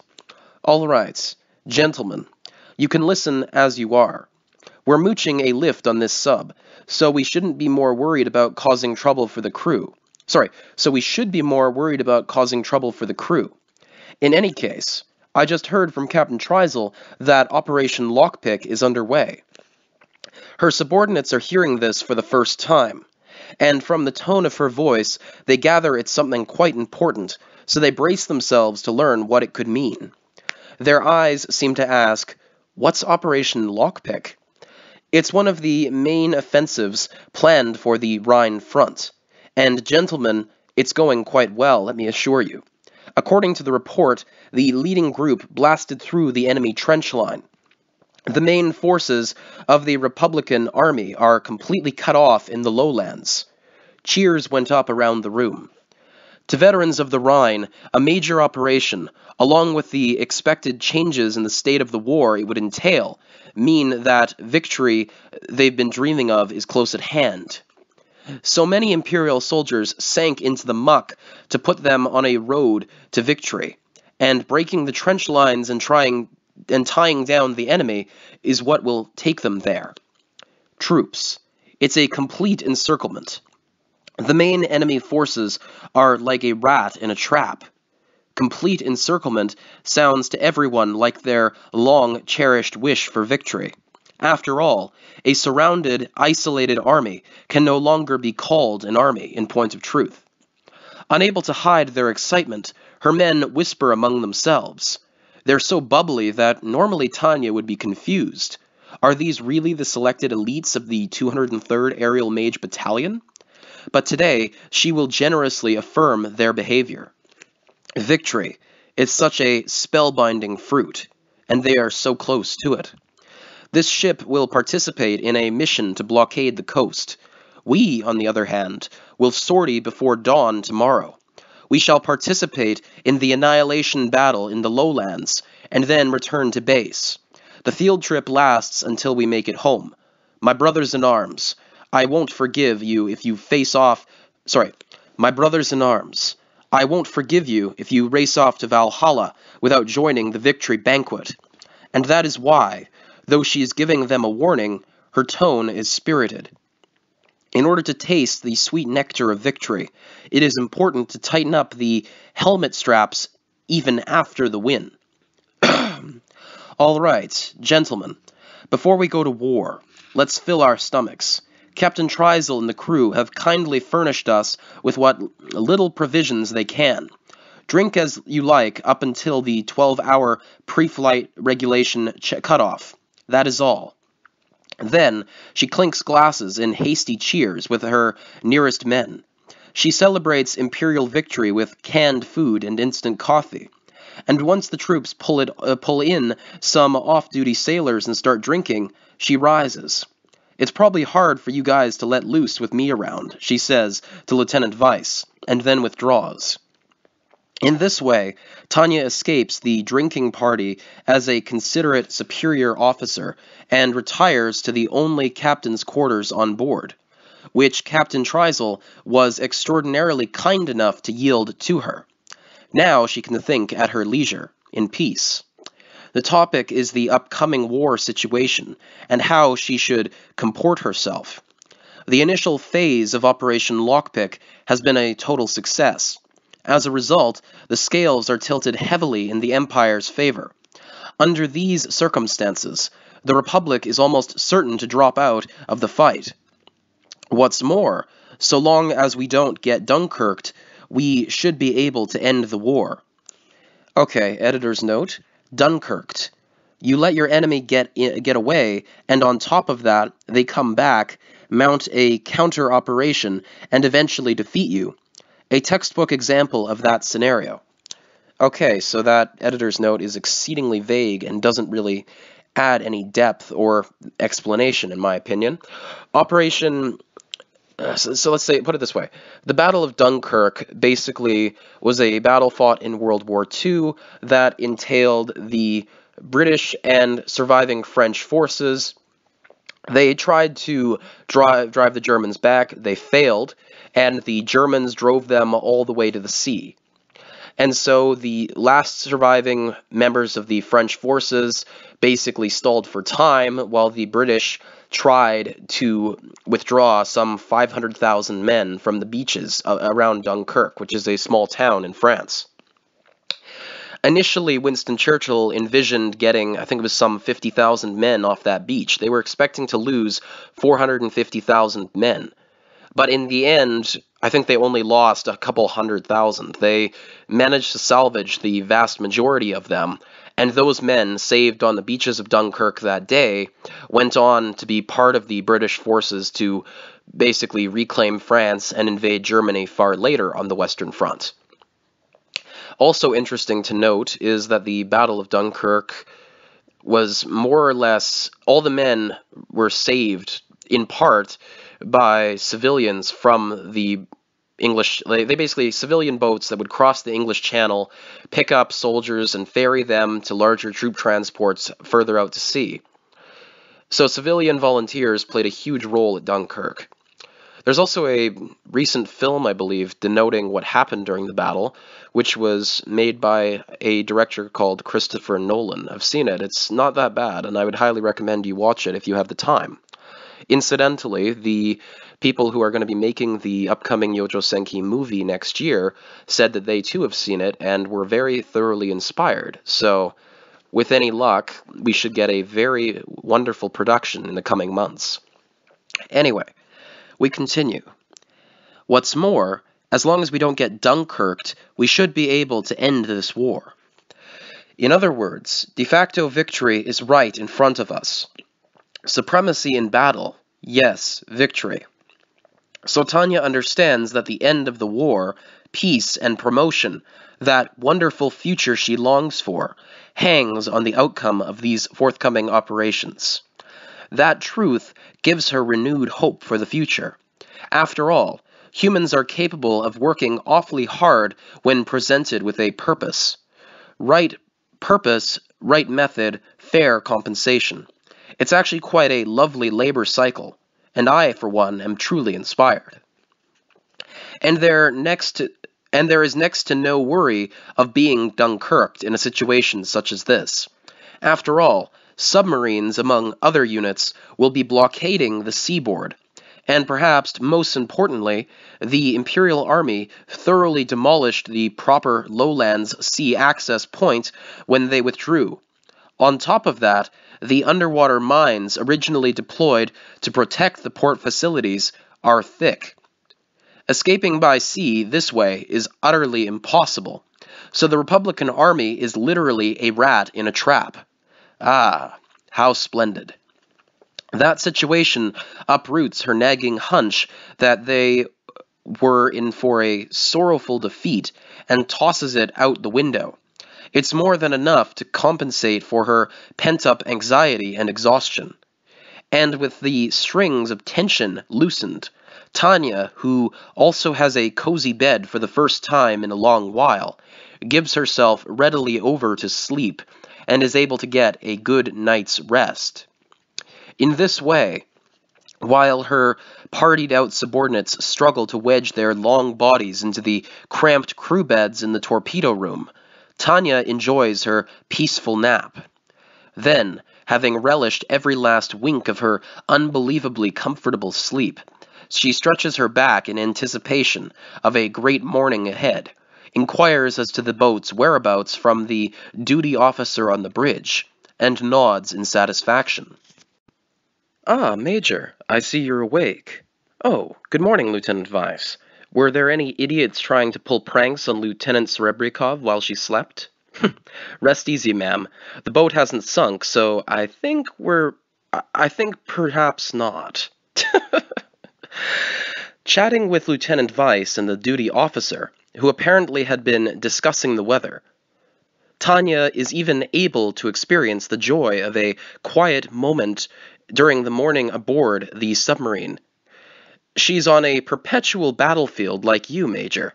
If any numbskulls had attacked her while she was sleeping, I'm sure the hull would have been breached. Let's agree to disagree. We can't start the morning off with a pointless debate. What's our situation? The ability to have trivial conversations can't be underestimated, especially in extreme circumstances. Soldiers who can't crack a smile will be useless before long. On that point, Tanya is impressed by the sense that life goes on even in the belly of this submarine. It's proof of humanity's greatness, but she remembers their important duties and obligations and cuts the frivolous conversation short. Now then, I woke everyone up. They must be sober by now. I'm sure they're in better shape than during our endurance training, no? Very good. If anyone collapses due to a hangover, we'll have to throw them into the sea to ice their head. Ah. As she is getting the unit's status from Lieutenant Weiss and thanking him for saving her time, a naval officer addresses her. Excuse me, Major von Degrachaff. I have a message from Captain Treisel. We're almost at the appointed coordinates. My thanks. I hate to make you run back and forth, but I'd appreciate it if you'd tell him I'll have my unit up on deck right away. Also, do you think I could get a weather report and a sea chart while you're at it? It's time to wish a fond farewell to comfortably cruising the ocean, the great food, and bottomless coffee. But what is there to be upset about? If we just finish this damn war, we can reclaim daily life in a flash. And let me be absolutely clear, we are going to end this war. In that case, there's another benefit to one final push. Meaningful work means happiness. So Tanya merrily lines up her subordinates on the narrow deck of the submarine. Though a company's worth of personnel is a tight fit, it feels positively spacious compared to the sub's interior.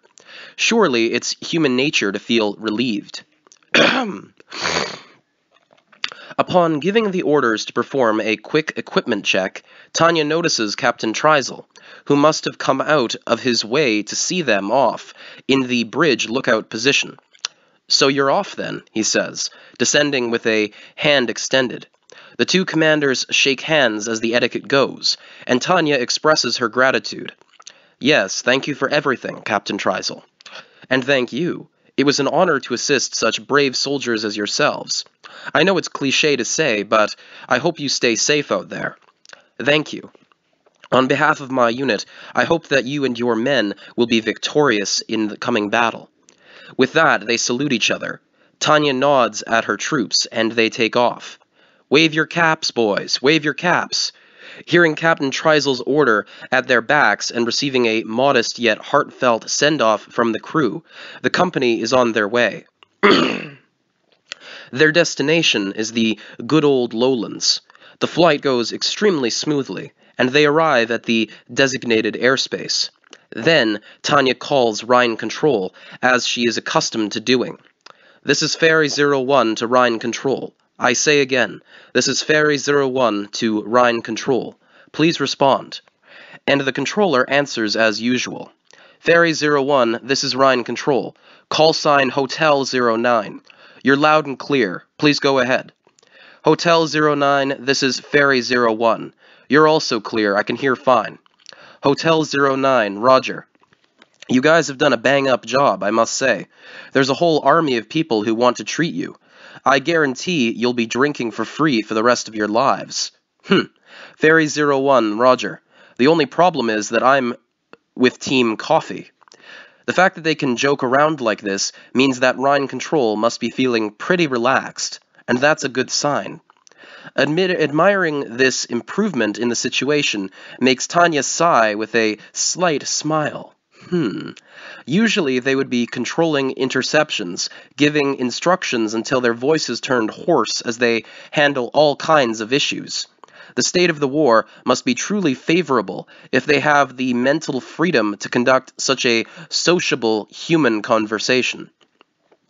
Oh, that's no good. The officer planning your welcome back function is with Team T. I'll try talking to him later. Ferry 01, roger. Thanks. So, what's our new mission? The short version is it's search and intercept, but only to the extent that you are authorized to attack if you happen to see anybody on your way back. Everyone is waiting for your heroes to return. Get here safe. Truthfully, Tanya nearly bursts out laughing at how considerate the controller is being. To think the day would come when these guys, who are always asking us to do the impossible, would be this nice. What kind of miracle is this? I guess favorable prospects really boost people's humanity, eh? Understood, but the troops on the ground are working hard. We can't be the only ones taking it easy. I think we'll go ahead and take some of the load off of them. Well, that's great. Conditions in the airspace consist of clear skies and little to no wind. Good visibility. Watch out for fire from the surface. As a human, I find the wherewithal to help one another truly beautiful.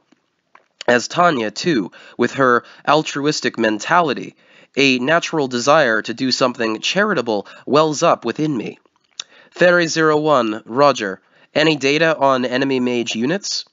The details are as previously stated. We do, however, also have an unconfirmed report of fighting with a Commonwealth unit. It may be erroneous, but if it's true, their doctrine may differ from the Republic's, so be careful. The controller adds a warning. For that moment only, his voice was serious. So Tanya asks right back, "The John Bulls are intervening, eh?" Hotel 09 to Ferry 01. Sorry, but as a mere controller, I couldn't quite say, to tell you the truth. Well, yeah, that makes sense. She mentally grumbles, simultaneously turning her attention to confirm the rules of engagement, which is higher priority. Ferry 01, roger. Are we authorized to attack them? Are we supposed to intercept or withdraw? You can't wage modern war very easily without knowing that much at the very least. There is currently no third country with legal authorization to enter the battle's airspace. You are permitted to eliminate any non-friendly mages as enemies. Ferry 01, roger. That's good to hear. All her worries were for nothing. If it's the enemy, shoot them down. If it's not the enemy, support them. To an aerial mage, that rule is very simple and therefore easy to follow. And so, Tanya leads the select company from the 203rd Aerial Mage Battalion into the designated airspace over the lowlands. Unfolding below them is a massive encirclement battle, the likes of which strategists have been dreaming of ever since the Battle of Cannae. Here we have an editor's note. Cannae, the greatest instance of an encirclement and annihilation carried out by the famous Carthaginian general Hannibal, a landmark in military history. Hannibal is so Hannibal. He probably would have won if he hadn't been up against Rome. Well then. Pardon me. Now, we continue. It's a double encirclement on an unprecedented scale, unlikely to ever be seen again. We're swallowing up not just a corpse of the Republican Army, but all of its main forces. When the Imperial Army has trapped this many troops, brilliantly surrounding them, it made an indelible mark on history. After she thinks this, she recalls her life so far in the military, with a start, and tears come to her eyes. Come to think of it, we soldiers steeped in war have a tendency to lose sight of common sense. Yes, I want to cherish the reason and wisdom of a citizen versed in the norms of the modern age. If peace would just return, then all this will be replaced. Imperial soldiers like me, who have no choice but to volunteer, are all combatants, but I should have remembered that we're citizens too, first and foremost. Especially in this modern era, we must cultivate civil norms. So it's just a little longer, just a little more patience until the victory comes. In just one more attack, we'll turn the Republican Army into fertilizer that was once human beings and be able to end this war once and for all. I will not let any Dunkirking happen. Never again. It's my duty for peace and my own future. This is a general message for the entire army. Execute Attack Plan 177. I say again, execute Attack Plan 177. All units follow the prescribed procedures and initiate combat. Theory 01, the signal's good. Roger executing 177. Will begin as of this moment. May the Empire reign victorious. Having received the order waiting in the airspace from HQ to launch the operation, Tanya assents in a voice hoarse with determination. This is the usual Rhine front. The battle is being fought as usual, and crisscrossing around us are the various fires born of humanity's wisdom. But today is just a little different. If you listen closely, you can hear the signs. Gale 01, the signal's good. We're prepping for Phase 2 and standing by to sortie. Schwarz 01, normal signal here. Expect magic jamming. Roger executing 177. We're taking our prescribed actions now. The wireless is perfectly clear. Although the typical noise of any battlefield interferes, each unit's reports come in as clear as during an exercise. Proof that the enemy is attacking either the headquarters facilities or electricity to attempt jamming. Most importantly, the organized intercepting party that should be in the air to meet them is basically coming after the fact. And to top it all off, the Imperial Army has an enormous advantage in firepower, able to freely fire all types of shells, not the least of which is the 255mm. The Republican Army doesn't even have enough 78mm shells for infantry use. So much iron was invested in the firefight that the maps will need to be redrawn. And now it has turned into a one-sided massacre carried out by the Imperial Army with utter impunity. And the Republican Army's response is lacking in cohesion, to say the least. The troops are in utter confusion, and with no unity, it is hard to even call what they are doing a military action. One unit is striking out with their small force to try to break the encirclement. Elsewhere, another unit has started digging a trench to prepare a defense, and yet another unit is looking to the sea for an escape route and advancing on the port facilities. They've thought of every possible solution, and since the structure of their army has disintegrated, they're trying them all at once, with little success. The chaos of the decapitated Republican Army is hard to watch. It's just so pitiful. Meanwhile, the actions of the structurally sound Imperial Army can be praised as a triumph of organization. First, the Imperial troops have already cut off the Republican Army's supply lines to the main forces and have them firmly under their control, for the most part. No matter how much they brought with them, these units have been on the Rhine lines for some time now, so they surely need more. Estimating from what a foot soldier can carry, it has to be 3 days' worth at a maximum. And shells for the heavy artillery must all come from the rear. Not only are these guys currently lacking hot food, but they're running out of shells as well. Second, in order to prevent the localized inferiority unique to complete encirclement scenarios, they have a screen of aerial mages on a search and intercept mission. Well, things are going pretty smoothly, I'd say. My initial order was to prepare mages for resistance as we cut through their supply lines. There was also a non-zero chance that the Republican Army forces would come together and try to break through the encirclement. But the General Staff's worries were misplaced. Just as the Imperial Army was ready for a counterattack, the Republican Army units were all following their individual commanders, doing different things, and that's how they lost the slim chance they had. Now is the time for Tanya to knock the weakened Republicans senseless and snag a promotion in the running. Her troops may have been partying on the submarine the night before, but they're vets who performed to their full ability even over 48 straight hours of recon in enemy territory. It doesn't seem necessary to micromanage them. Ferry Zoo CP, there is no interception. I say again, there's no interception. We are headed for the designated sector. The enemy is practically done for if this is all the resistance they can muster. Normally, there'd be a hail of anti-air fire flying at us, but now they're only shooting a handful of shells here and there. Even though visibility is good, the rate of fire is so sad and pathetic it can't even be called sporadic. Apparently, they are really that low on ammunition. It was so simple, I can't believe how easy it was to enter this airspace. It's an awfully meager welcome. I almost want to ask if this is the same Republican Army we were fighting not so long ago. There should be mages or fighter planes to intercept us, but there's nothing.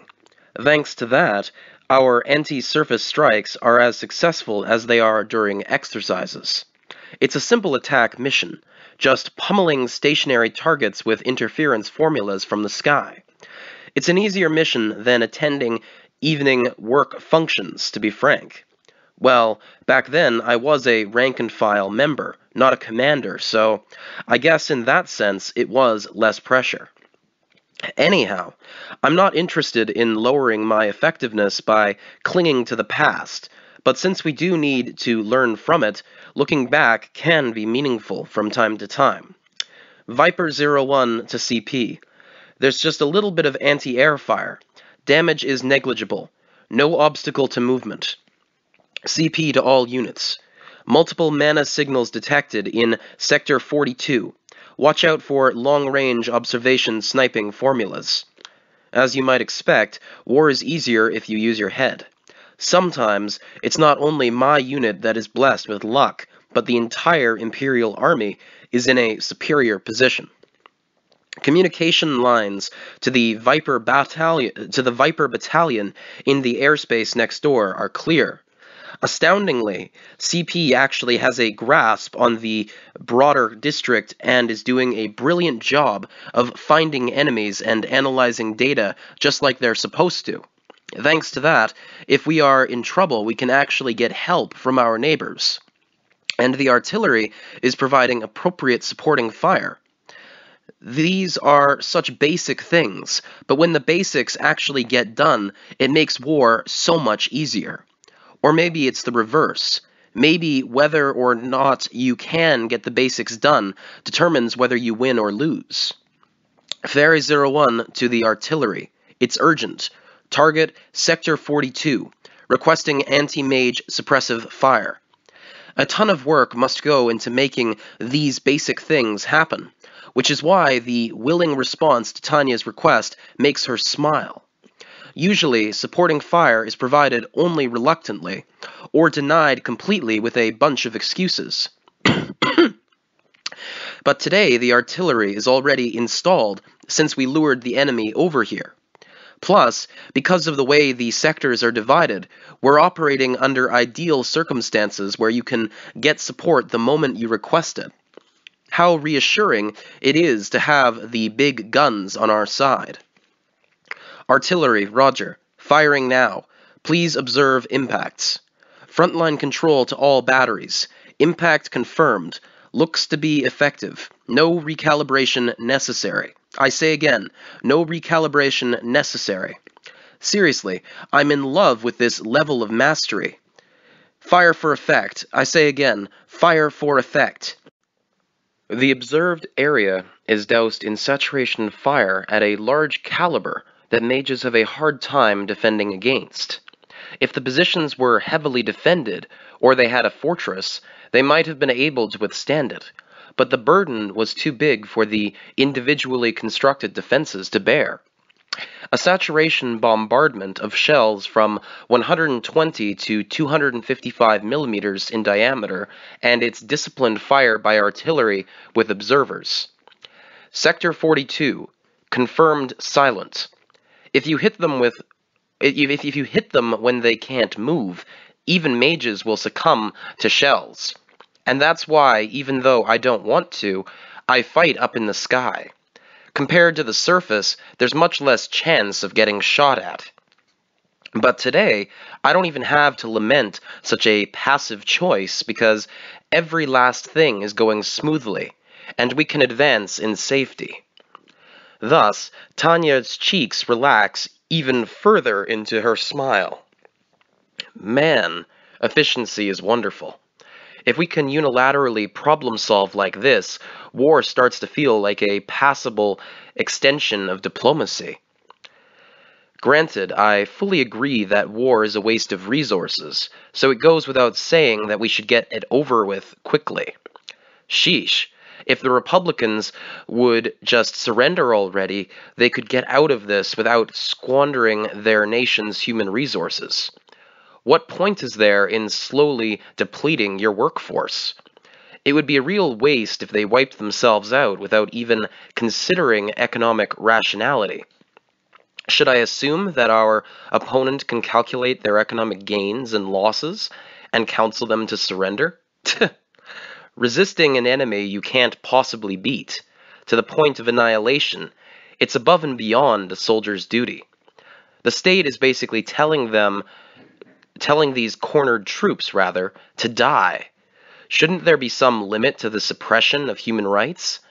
I'm sure states have their logic, but there's no reason individuals should be forced to sacrifice themselves to it. At this point, the state is expecting way more of individuals with rights than it should be able to. A soldier's duty is to fight. I have no objections to serving for national defense, but it shouldn't be anyone's duty to get obliterated. All first echelons, begin your operations. But this isn't the sort of situation where you can calmly think things through. The friendly wireless signal in my ear tells me the operation has entered its next phase. Apparently, we don't have much time to just fly around up here. We don't panic, but we don't up the pace of our anti-surface attacks. But we do up the pace of our anti-surface attacks. All we are doing is busting up defensive firing positions with explosion formulas, but that will probably be more than enough to frustrate the last holdouts of organized resistance. Looking down, I see the muddled Republican army and the advancing Imperial army maintaining discipline. It's already such a trampling that Imperial Rangers are getting into strike formations. Usually, charges into defensive positions come with heavy casualties, but when your side is superior, it's a different story. The sole cause for concern would be machine guns, but we mages already smashed them. It's truly a one-sided game now. Maybe the reason the Republican Army isn't surrendering is that the Republicans want to fight about terms, but do they understand the situation they're in? It doesn't seem very rational to trade a bit... There's a typo here. It says a bit damage to the Empire for annihilation. What that should say is it doesn't seem very rational to trade a bit of damage to the Empire for annihilation. So then, are they that fanatically anti-Empire? Or are they simply war-crazy beyond all hope of recovery? Or maybe these poor little lambs have no idea what's going on out here. If the latter holds true, they can still be reasoned with, but if it's the former, then that will be the worst of it. I'm sure we have no interest in getting anywhere near maniacs like that. Airspace warning. Confirmed sighting of multiple fighters scrambling. I'm not detecting any mana signals. All units, be alert for ambushes. So apparently, they aren't going to completely fail to respond, it seems. Well, they can send fighters up now, but it's still too late. But odds are good that I'm safer in counter-air battle than fighting those potentially dangerous lunatics on the ground. I have the battalion cease anti-surface attacks. We get into combat box formation and contact control while ascending to combat altitude. Sounds like there are 20 fighter planes coming our way. The Imperial aerial flotilla will be up momentarily to intercept, but we're supposed to keep the enemy busy in the meantime. Well, that's fine. I'm sure it'll be nothing more than a play fight anyway. After all, mages and fighter planes generally don't handle each other very well. Although mages are more flexible, they have a hard time when it comes to speed and altitude. Meanwhile, the planes excel at hit-and-run tactics, but can't do much in the way of damage. Apparently, they're a better deal cost-wise, though. Still, since they get shot down more often than we do, the cost-effectiveness evens out overall. Enemy artillery is firing. Hit confirmed. All trenches, report your damage. Theater report. Light damage. Counter-battery fire. Crush them in one go. On the ground, a so-called battle, an unopposed attack, really, is unfolding. Man, if we're in good enough shape to obliterate an enemy position in retaliation for a single shot fired, maybe I should have stayed helping with the anti-surface attacks. That said, avoiding risk is logical and therefore a must. Now I need to focus on getting air superiority, or air supremacy, as the case may be. Still, at this rate, we might be able to win this war. It was a faint hope, but of hope nonetheless. But the moment the leisurely thought enters her head, it is dispelled by a strange feeling. Just a ripple, but nonetheless strange, from the direction of the ocean. This is Rhine Control with a general notice. To the mage unit in the airspace that is not broadcasting identification, make your affiliation clear now. A bit of commotion and a challenge. This is Rhine Control. I say again, to the mage unit in the airspace that is not broadcasting identification. To the unit passing through the maritime identification zone, make radio contact or send identification immediately, or risk being shot down. Friendly warning signals echo across the theater like screams. Even over the radio, I can tell from the desperate repeated challenges to the silent unknown that the controller has fallen into a kind of panic. But feelings are always right. An enemy from the sea, eh? That means, yeah, it must be the unpleasant relatives of the Pleasant John Bulls. Ferry 01 to Rhine Control. I presume the unknown is an enemy, requesting permission to turn around and intercept. Tanya waves Lieutenant Weiss over as she contacts HQ via long-range wireless. It's much better to turn and attack than to be chased from behind. Rhine Control, roger. But an early warning unit is currently attempting to make contact. Please limit your fire. But although she gets permission to go back, she's handed limitations based on the rules of engagement. The whole principle of air combat is to be the first to find the enemy and the first to strike. On top of that, just a short while ago, Control said it was okay to shoot. Getting slapped with limitations that flatly contradict that prior order make it pretty hard to fight a war. The brass is always expecting the impossible from the troops in the field. In the end, a mage company is just one unit among many. Even still, it's not something I'm interested in necessarily. That is to say, dancing to their tune and then falling like the autumn leaves. Such would be a very undesirable outcome, to say the least. So Tanya is about to press her case, but suddenly realizes she's kind of losing her cool. She pauses to divert her inner irritation with a deep breath. Then she puts serious effort into making sure her discontent doesn't come through, and states her objection in an even tone. Fairy 01 to Rhine Control. I can't accept that, if we can't strike preemptively. But her efforts are in vain. Warning. Unknown mages. A battalion. Approaching fast. A friendly warning comes over the wireless. No response to a friend or foe request. The radio waves are getting tense, and the exchange muddled. When friendly troops who seem to have visual confirmation of the unit give a warning, Tanya makes up her mind, and she does it quickly. Ever since Operation Lockpick began, only one unit has flown from the sea towards the lowlands, and that is the 203rd Aerial Mage Battalion's Select Company.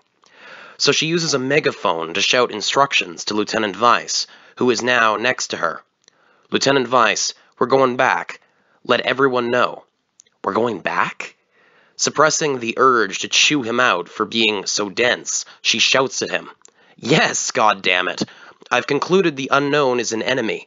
I want radio silence and smother your mana signals for Christ's sake. Let's get the jump on them, alright? It's too dangerous to judge them as an enemy, ma'am. We can't just rule out the possibility that they're friendly marine mages from the High Seas Fleet. If they were from the High Seas Fleet, they would at least give us the password. They're the enemy. Consider them the enemy and handle them accordingly. That's an order. He finally seemed to get it and nods his assent, before he flies off to alert the rest of the company. She adds, before you go silent, give a theater warning about a bogey, a new one, from the sea. Make sure everyone knows. At the same time, the commanders of the opposing units become aware of their enemy's abilities and loudly clicked their tongues in frustration. Lieutenant Colonel Drake, a Commonwealth commander, being intercepted, was particularly vexed. An enemy who doesn't hesitate is the worst, eh, Geoffrey? As he watched the Imperial mages briskly prepare to intercept, the high level of discipline suggested by their movements made him feel completely out of his depth.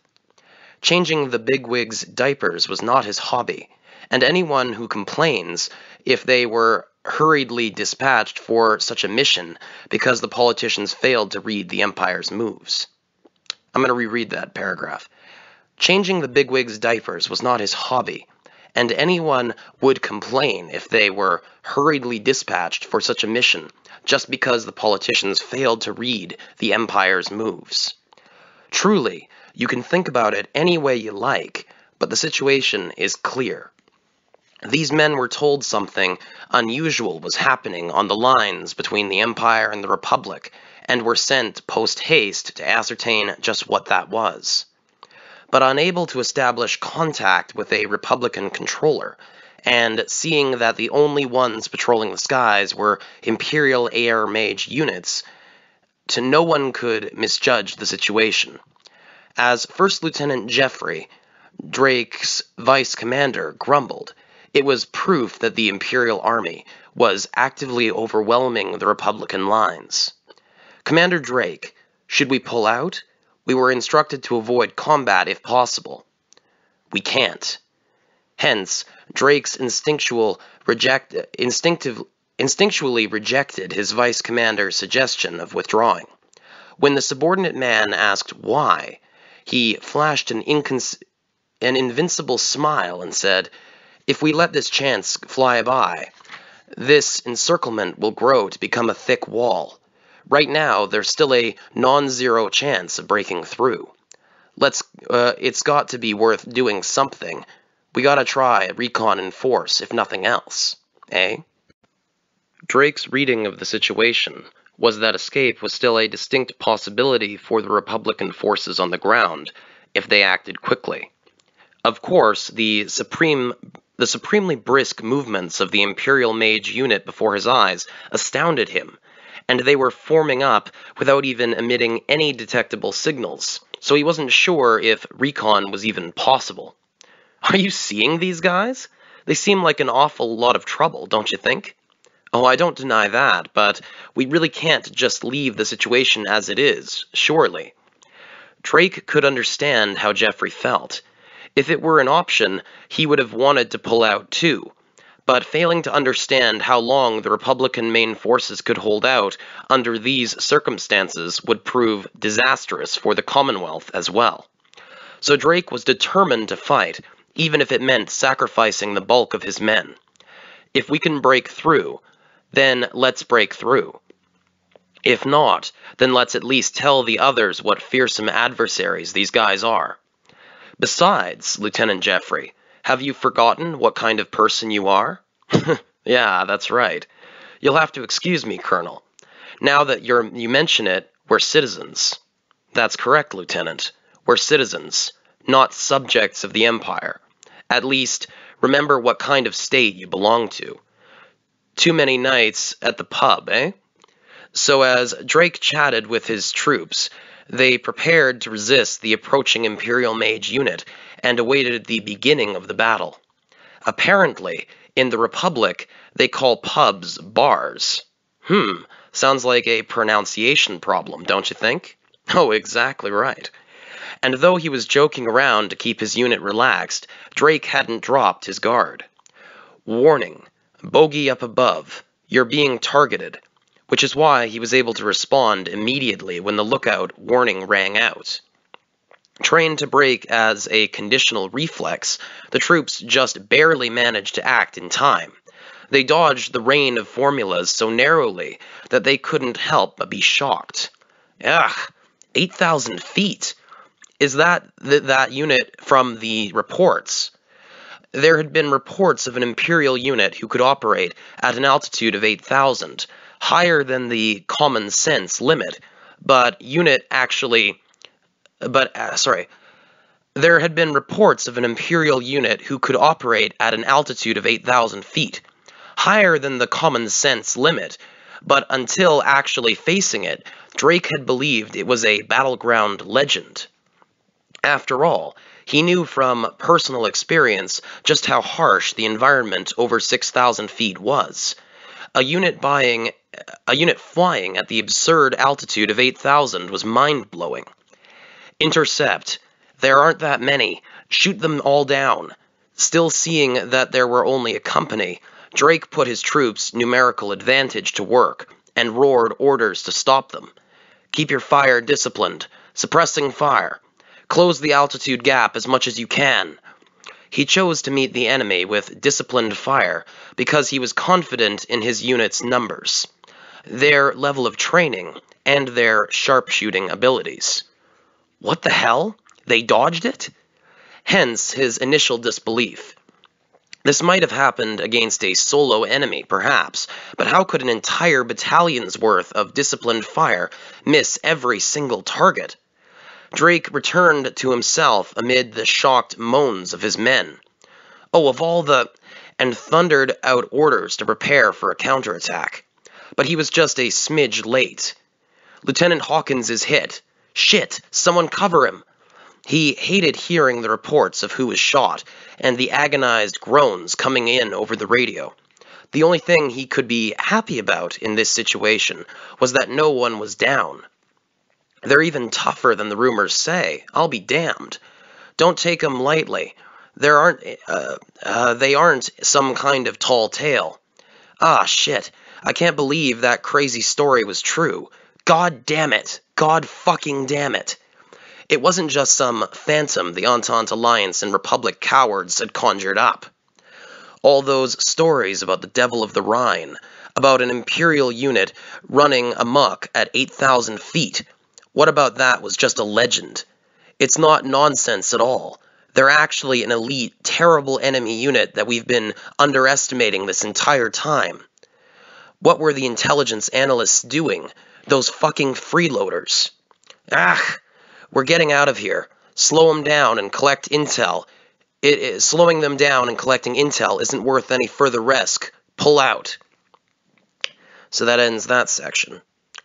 May 28th, Unified Year, 1925. Commonwealth Humanitarian Aid Group, Peace World's Hospital, adjacent to the Republican Rhine Army Group headquarters. Ugh, I don't know this ceiling. Forcing his muddled consciousness to function, Captain Kagir Kane from the Republican Rhine Army Group headquarters took stock of his situation. Okay, here he is, thought John as he casually pushed the nurse call button. He was being considerate because Kane had to be totally fatigued. He must be on some his potent cocktail of drugs, some kind of long-acting sedative. Well, that's probably the kindest thing to do for a man who was half dead from horrible burns and carbon monoxide poisoning, rather than letting him thrash about. Anyhow, as long as I can talk to him, that's all well and good. I should just ask him what I need to ask. That's what he decided to do, but he was being honest, he felt that someone returned from the brink of death had the right to a little peace. His vision must be okay. If he can make out the ceiling, he can see colors. That said, since he can't move his body at all, his field of vision is limited. But his ears and mouth are working normally at least. It'd be nice if he'd realized I'm here. Anyhow, he's alive, and that's something. Given that, an intelligence agent would be trained to wonder where he is. That's awfully unusual sentence. Anyway, continuing. Then John thought he should respond to Kagir's confusion.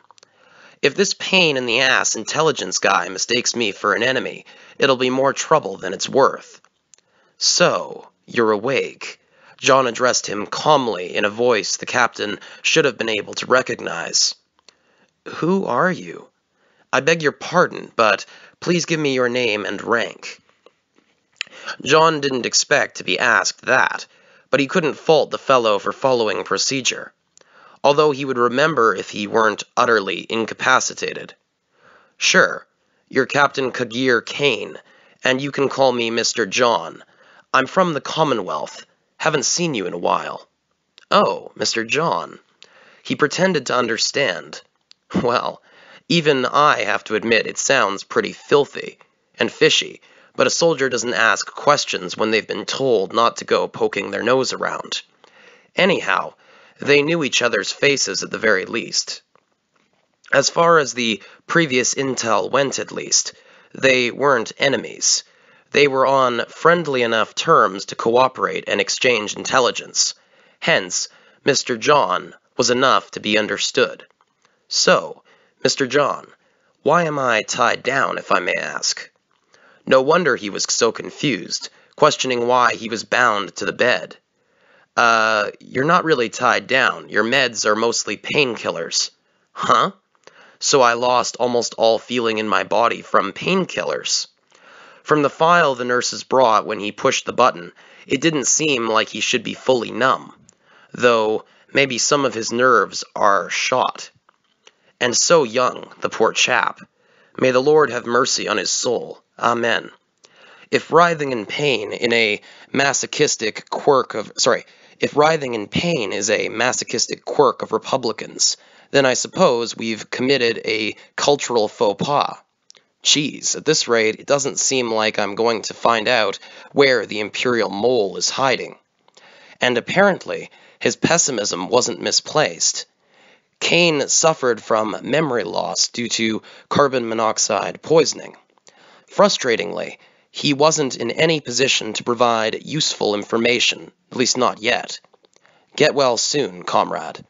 With that, John left the room and heaved a sigh. Then he picked up the hospital telephone and placed a call. He had to notify the Republican Army that he'd just barely managed to save one of their officers' lives. But he had to say what he couldn't say earlier, that the way the man was, he was closer to a corpse than a living being.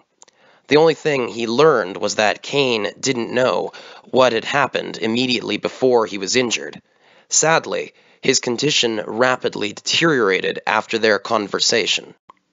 The top brass dryly responded that he should be promptly turned over to Republican authorities, rather than probed for no good reason. So there was John giving the notice.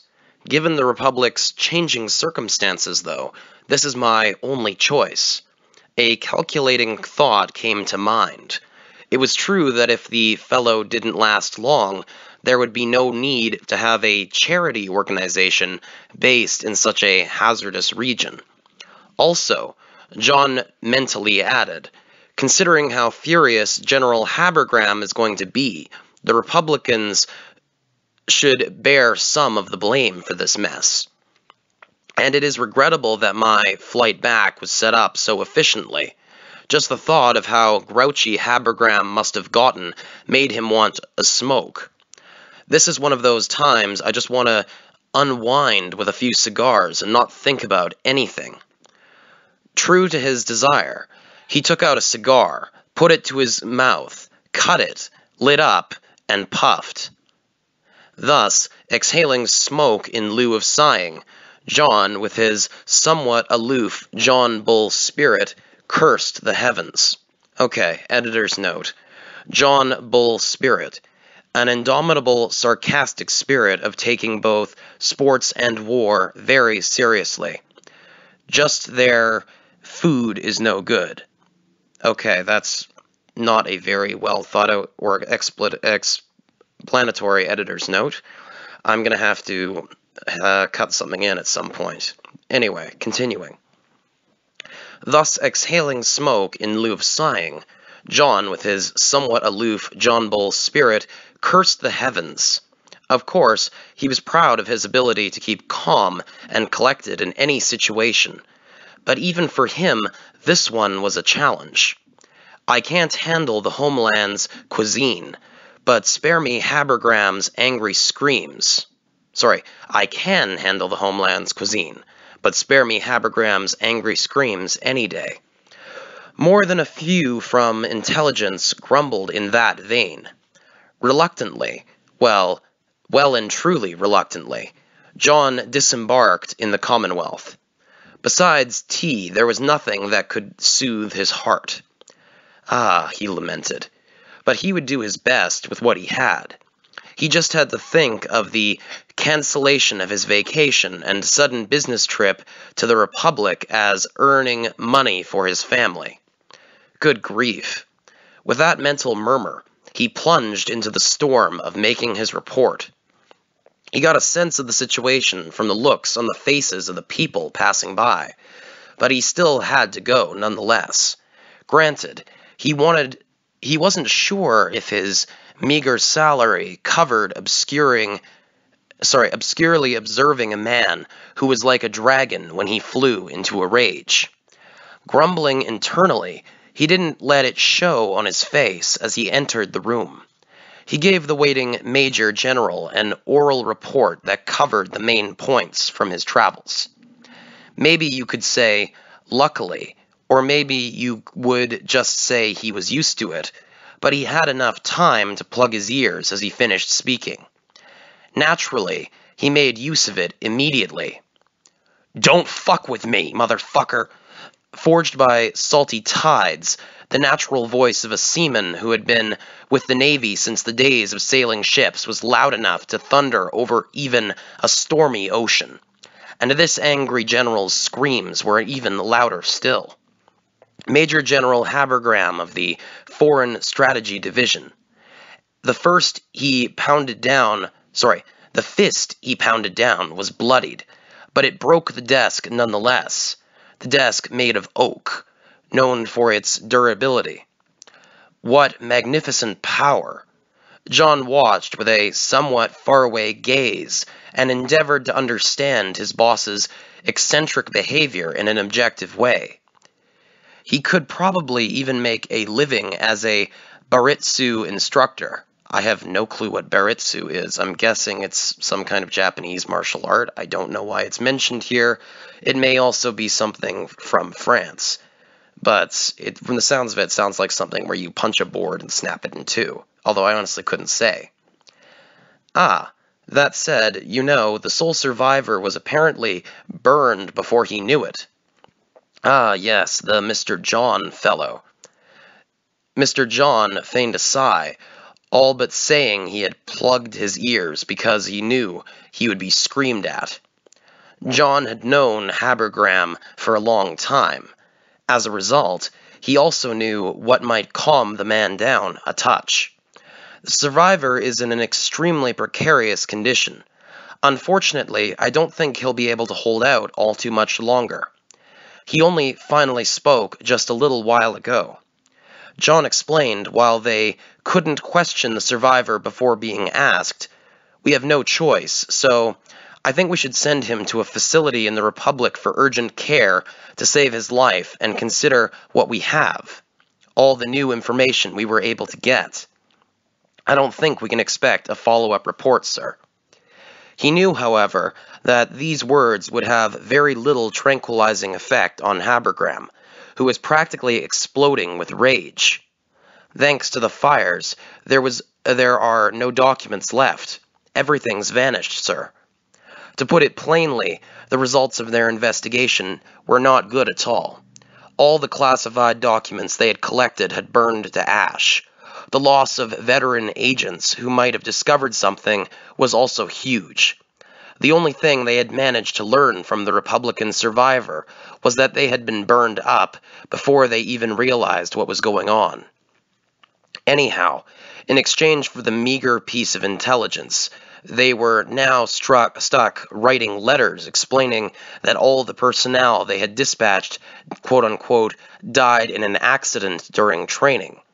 And at this rate, they would have to blame someone for this huge accident and somehow fake it in a believable way.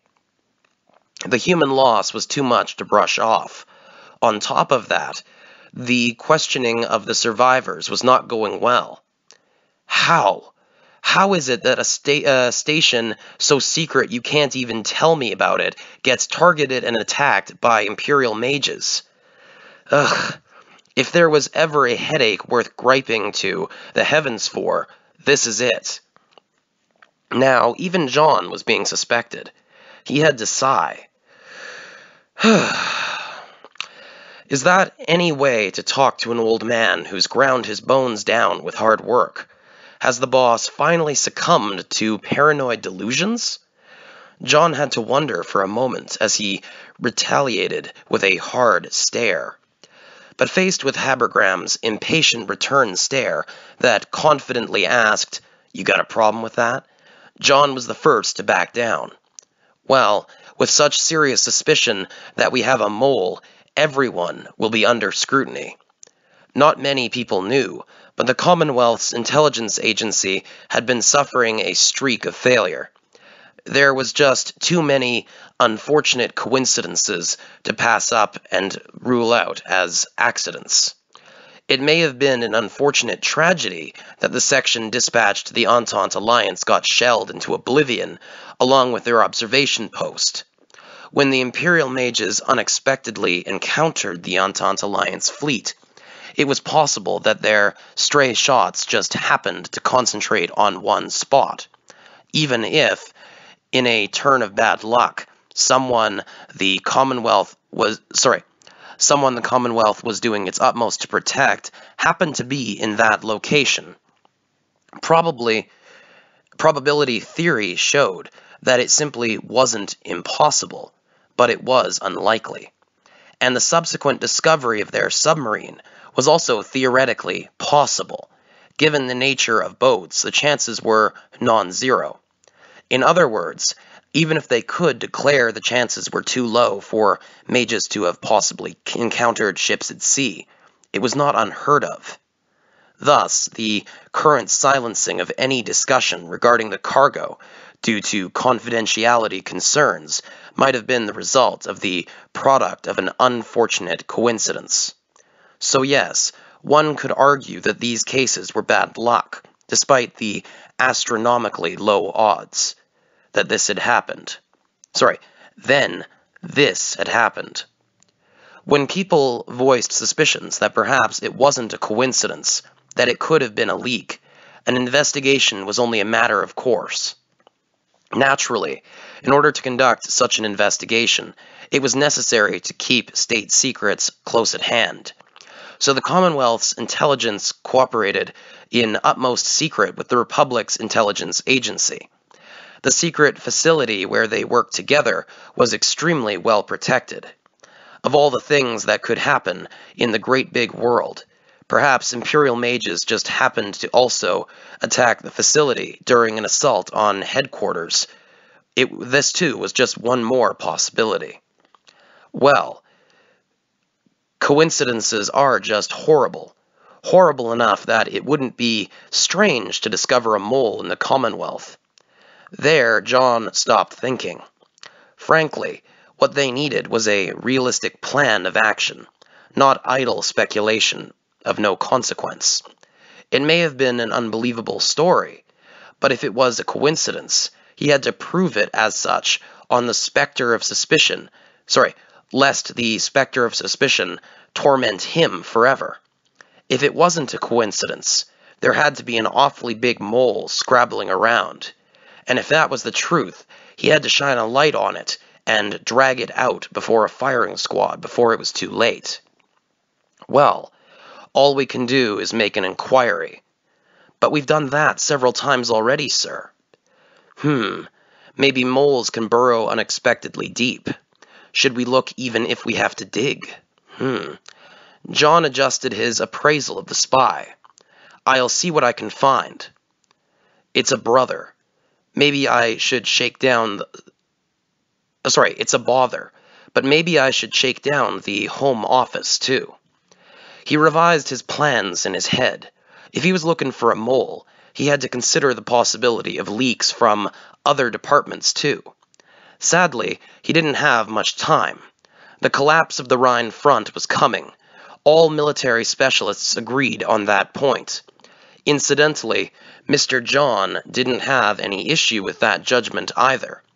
It was more about whether he had time for a leisurely mole hunt or not. John was the type who knew his limits. In other words, when something was impossible, he thought, yeah, this is probably impossible. For certainty without evidence is little more than blind faith, and such, if acted upon as policy, would mark the death knell of any organization. But near certainty in the face of evidence, true conviction, that was another matter entirely. June 18th, Unified Year, 1925, over the outskirts of Paris. If I must confess my emotions at this moment, honestly, I'm feeling absolutely refreshed. Good morning, or perhaps hello, good night. I'm not sure which greeting is appropriate, but I'm not averse to wishing everyone good day with a smile. On the contrary, I'll smile and send a greeting to not only the people of our beloved empire, but everyone in the whole world, straight from the Imperial Rhine lines where we continue mopping up enemy forces. Yes, thinks Tanya, relaxing her lips into a gracious smile and recalling the moment they crossed the wasteland below. That is what used to be the Rhine front, the abundant greenery, the brooks that used to be resting places, all shelled into nothingness. Nothing but the desolate remnants of trenches remain. I was here with my fellow soldiers, and some of them are here still, their bleached skeletons buried beneath the earth. After crossing that bony soil, luring in the main forces of the Republican Army, and then encircling and annihilating them, there is nothing to stop us on the road to Paris. Yes, we are advancing on the escargots, Paris. We are advancing upon you.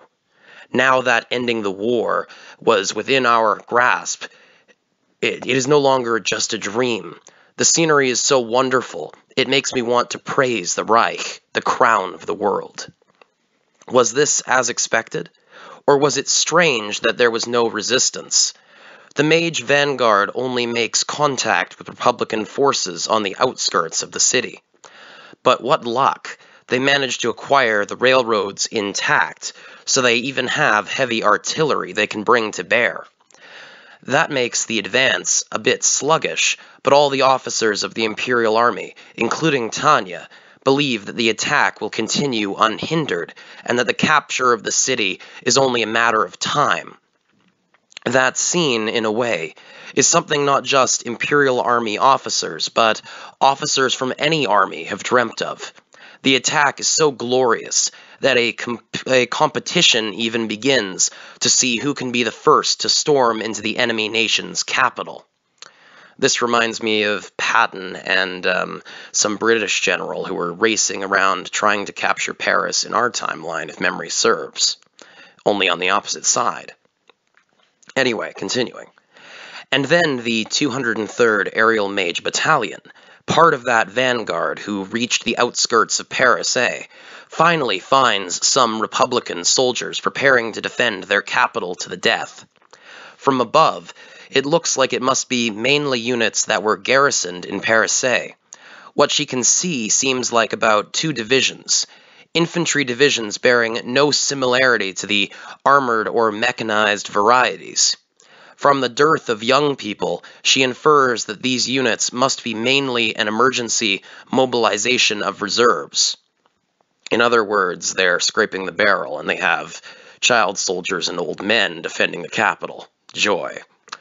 Though the army is currently building trenches in the suburbs, behind them, the city streets and their pristine rows of buildings seem to remain entirely untouched by field engineers. At least, as far as she can tell from the positions being constructed below her. They should have at least dismantled some structures to give themselves a clear line for their defensive fire, and blown up bridge pillars, but evidently they didn't. Too bad for the guys who were emergency mobilized, but apparently they were being made to defend the city from the outskirts because the government was hesitant to wage urban warfare in the heart of their capital. These poor guys, those poor sorry bastards, they really lost the boss lottery. Or rather, the Imperial Army in general, were extremely blessed in comparison, with a strong chain of command that was competent. Or maybe if they had been trained appropriately and holed up in sturdy, entrenched defensive positions with heavy artillery backup, they would have managed to be a real threat. Such as it is. Tanya chuckles to herself. A mere 2 divisions wouldn't be enough to stop the tide of an Imperial Army fresh off its victory on the Rhine lines. The Republicans actually are pitiful for having a superior officer who would order something so ridiculous as this. On that point, Tanya is glad to be blessed with mostly good human relations, beginning with General von Zatur, but really from the bottom all on the way up. From the bottom on all the way up to the top brass. Ferry 01 to CP. It is just as we've heard. Infantry 2 divisions strong are constructing defensive positions on the outskirts of the city. Roger, support the armored divisions until they arrive. Lately, we're getting lots of easy jobs. It's great. Just as she was thinking that, intelligence had hit them with some enemy intel that could actually prove to be a threat. The Republican Army was building defensive lines around the periphery of Paris. On top of that, multiple other divisions seem to be gathering to defend the city. That has been the big news for a little while now. Thanks to that, our plans to stand by got changed to a mission of recon and anti-surface attacks. It was news that suddenly made me wonder if I should be happy about the additional pay or bemoan the reduction in vacation. But, Tanya mentally murmured, looking at my current situation, I should celebrate receiving such an easy task with odds directly landing squarely in my favor. I might even earn a bonus for this. Ferry 03 to 01. Data input complete. I've sent the observations to the artillery positions. Ferry 01, roger. Now focus on observing. Normally, observers face the most enemy interference. But With none of that, the sky is calm. Considering that over Norden the Entente Alliance mages managed to give us hell, it's surprisingly calm. That's how truly peaceful it is out here. Aside from the occasional explosion on the surface sending up smoke billowing into the sky, the rest of it is blue. It's a fine, sunny day. And as such, it was pitiful how wimpy the normally terrifying anti-air fire was. Anti-air cannons generally stick out on the surface, but Tanya and the 203rd Aerial Mage Battalion didn't spot a single one. Those Republican numbskulls probably thought installing cannons in their city would tarnish its beauty. Or maybe they didn't want to alarm the citizenry by intimating that the battlefield would come so close. In any case, as far as Tanya and her unit can tell, the enemy is extremely weak in anti-air fire. Even flying through, all they got are a few 40mm machine guns. There are none of the terrible 127mm cannons to be seen. On top of that, there's no sign of what would usually be the mage's first targets, namely heavy artillery. Actually, the greatest firepower they see on the battlefield is an outdated field gun. The trickiest to deal with will be the mortars issued to the infantry. Long story short, the battlefield has relatively little enemy artillery to target. In close quarters combat, heavy artillery would have had too high a chance of accidental friendly fire, given that the most firepower a foot soldier can use under these circumstances is the mortars. Then that's what they need to be careful of. To put it another way, though, that means there's nothing else to worry about. After all, to a mage that's not enough firepower to constitute a threat. Nowhere near it. As long as they're in the air, it can't do much of anything to them. Ferry 03 to all units. Be aware of the artillery firing lines. Actually, grumbles Tanya in her mind, the worst thing that can happen to us now is being mistaken as the enemy by our own guns. As it stands, the only things to do is roll our eyes and trample them. I don't want to be blown away by friendly 180mm cannons. Tanya should be in the safe zone, but she decides to fly higher just in case. Her altitude adjustment isn't enough to cause her to lose sight of the movements on the ground. Luckily, visibility is great. There are hardly any clouds in the sky. I'll just enjoy my view of the Imperial mages forged on the Rhine lines firing away at the Republicans and their pathetic 80mm field guns. The range of a 180mm is very different from an 80mm, so I'm sure things will develop in a one-sided way from here on out. We have them literally outranged and outgunned. That should make this quite easy. Since we're on an anti-surface strike mission, not a bombing mission, we're heavily armored, which weighs us down a good deal, but this is just one of those times you have to bear it. To be safe, we assumed the dregs of the Republican Army's mages would intercept. So if spotting artillery fire was too dangerous, the plan was to throw a ton of grenades on the ground troops' heads and move in for a hand-to-hand fight. So we loaded up on potato mashers. But now the artillery is going to handle the ground forces, so we have no use of them. That said, I can't cast off ammunition bought with the nation's hard-earned tax dollars just because they're heavy, although maybe I could make the excuse that I needed to be lighter in case of hand-to-hand combat with enemy mages. Ultimately, since no enemy mages appear, there's nothing to do but observe for the artillery carrying all this heavy stuff. So, did General von Rudersdorf misread the situation? Ferry 01 to HQ. We've acquired the designated airspace. No resistance discernible. No enemy mages in sight. Yes, the Imperial Army has been advancing smoothly, but if we can really march right into Paris with no resistance, something is definitely off. Well, but there is some resistance. But it's difficult to understand why they aren't gathering all their remaining troops for a massed effort. Like, we're circling above the enemy capital with good visibility, for Christ's sake. This isn't just unexpected, it's unbelievable. It's so empty here, it should feel more realistic to suspect we're getting lured into some kind of trap. Nothing about this is what you would expect. Usually, this airspace would be tightly secured. It's easy for mages to conceal themselves from an ambush. That's why we performed recon in force on the Rhine lines so frequently, to drag them out of their lair. Our goal this time in Paris was to draw the defensive units out by running attack missions on them, but strangely, there's no sign of them anywhere.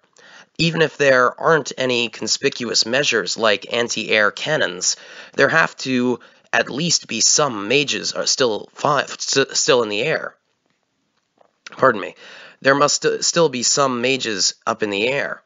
That's why we're all thinking, and I can hear people warning about the possibility of an ambush.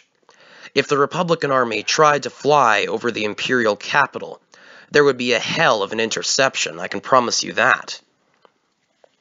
We were sure this whole area would be ready to saturate the sky with anti-mage fire that could penetrate defensive shells and protective films. The troops accepted that forecast with next to no objections. They'd learned on the Rhine lines how stubborn the Republican troops are, so it was only natural. But here we are with not a single shell coming at us, right over their capital city.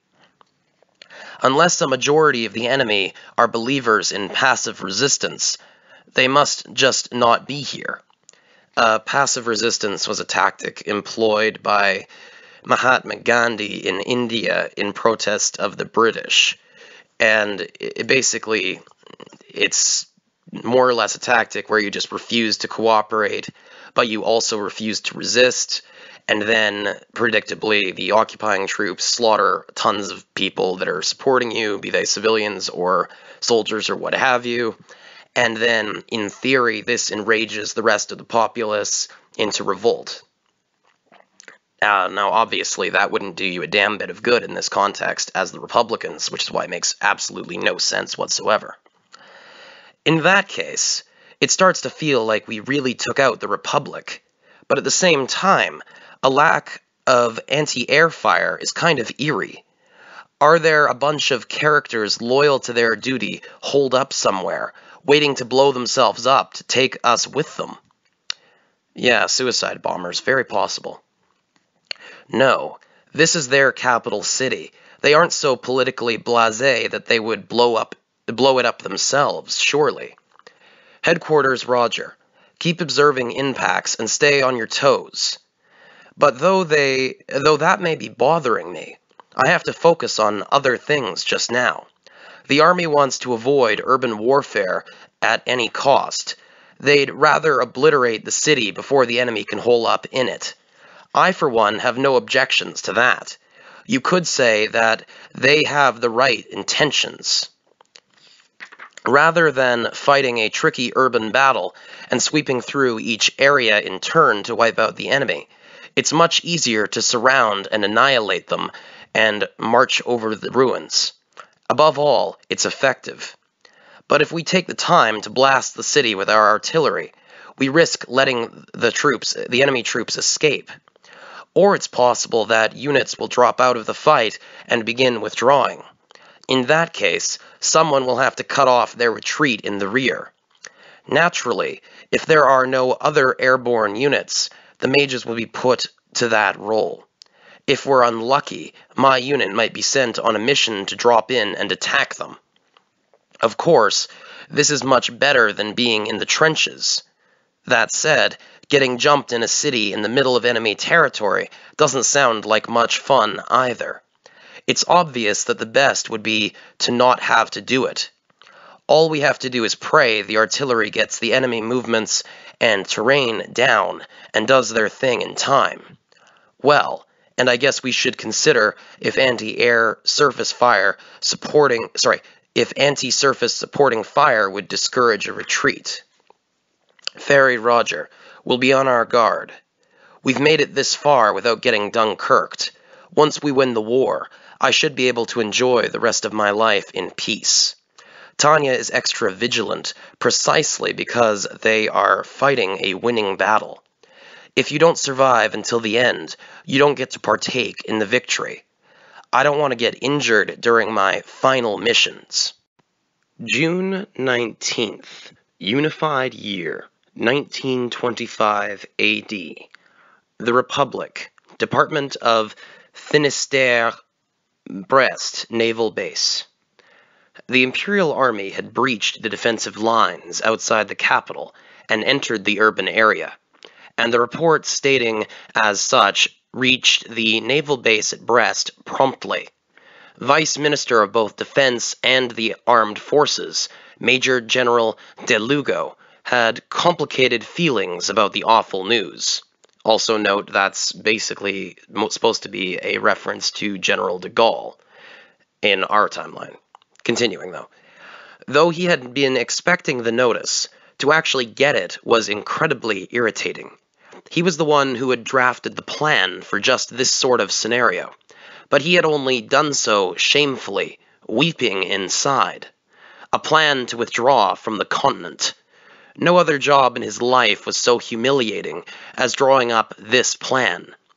Major General De Lugo had walked the path of light during his time as a proud Republican soldier, and now he felt utterly disgraced. Even more than that, however, he was filled with righteous anger. So many soldiers, his brothers, had died believing in the glory of the Republic. It was because of their voluntary efforts that they had been able to draw the Imperial Army's attention to the capital. He knew that the time they were giving their all to buy would do no more than anything else to keep the pulse of the Republic beating. I'm going to reread that sentence.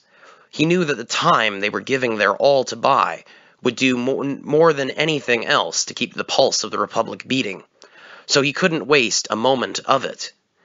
But as a Republican soldier, he couldn't help but feel disheartened.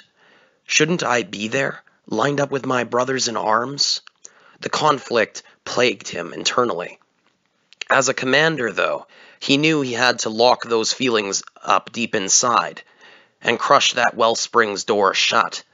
Everyone was carrying the same burden as he, which was precisely why he couldn't undermine the importance of fighting through.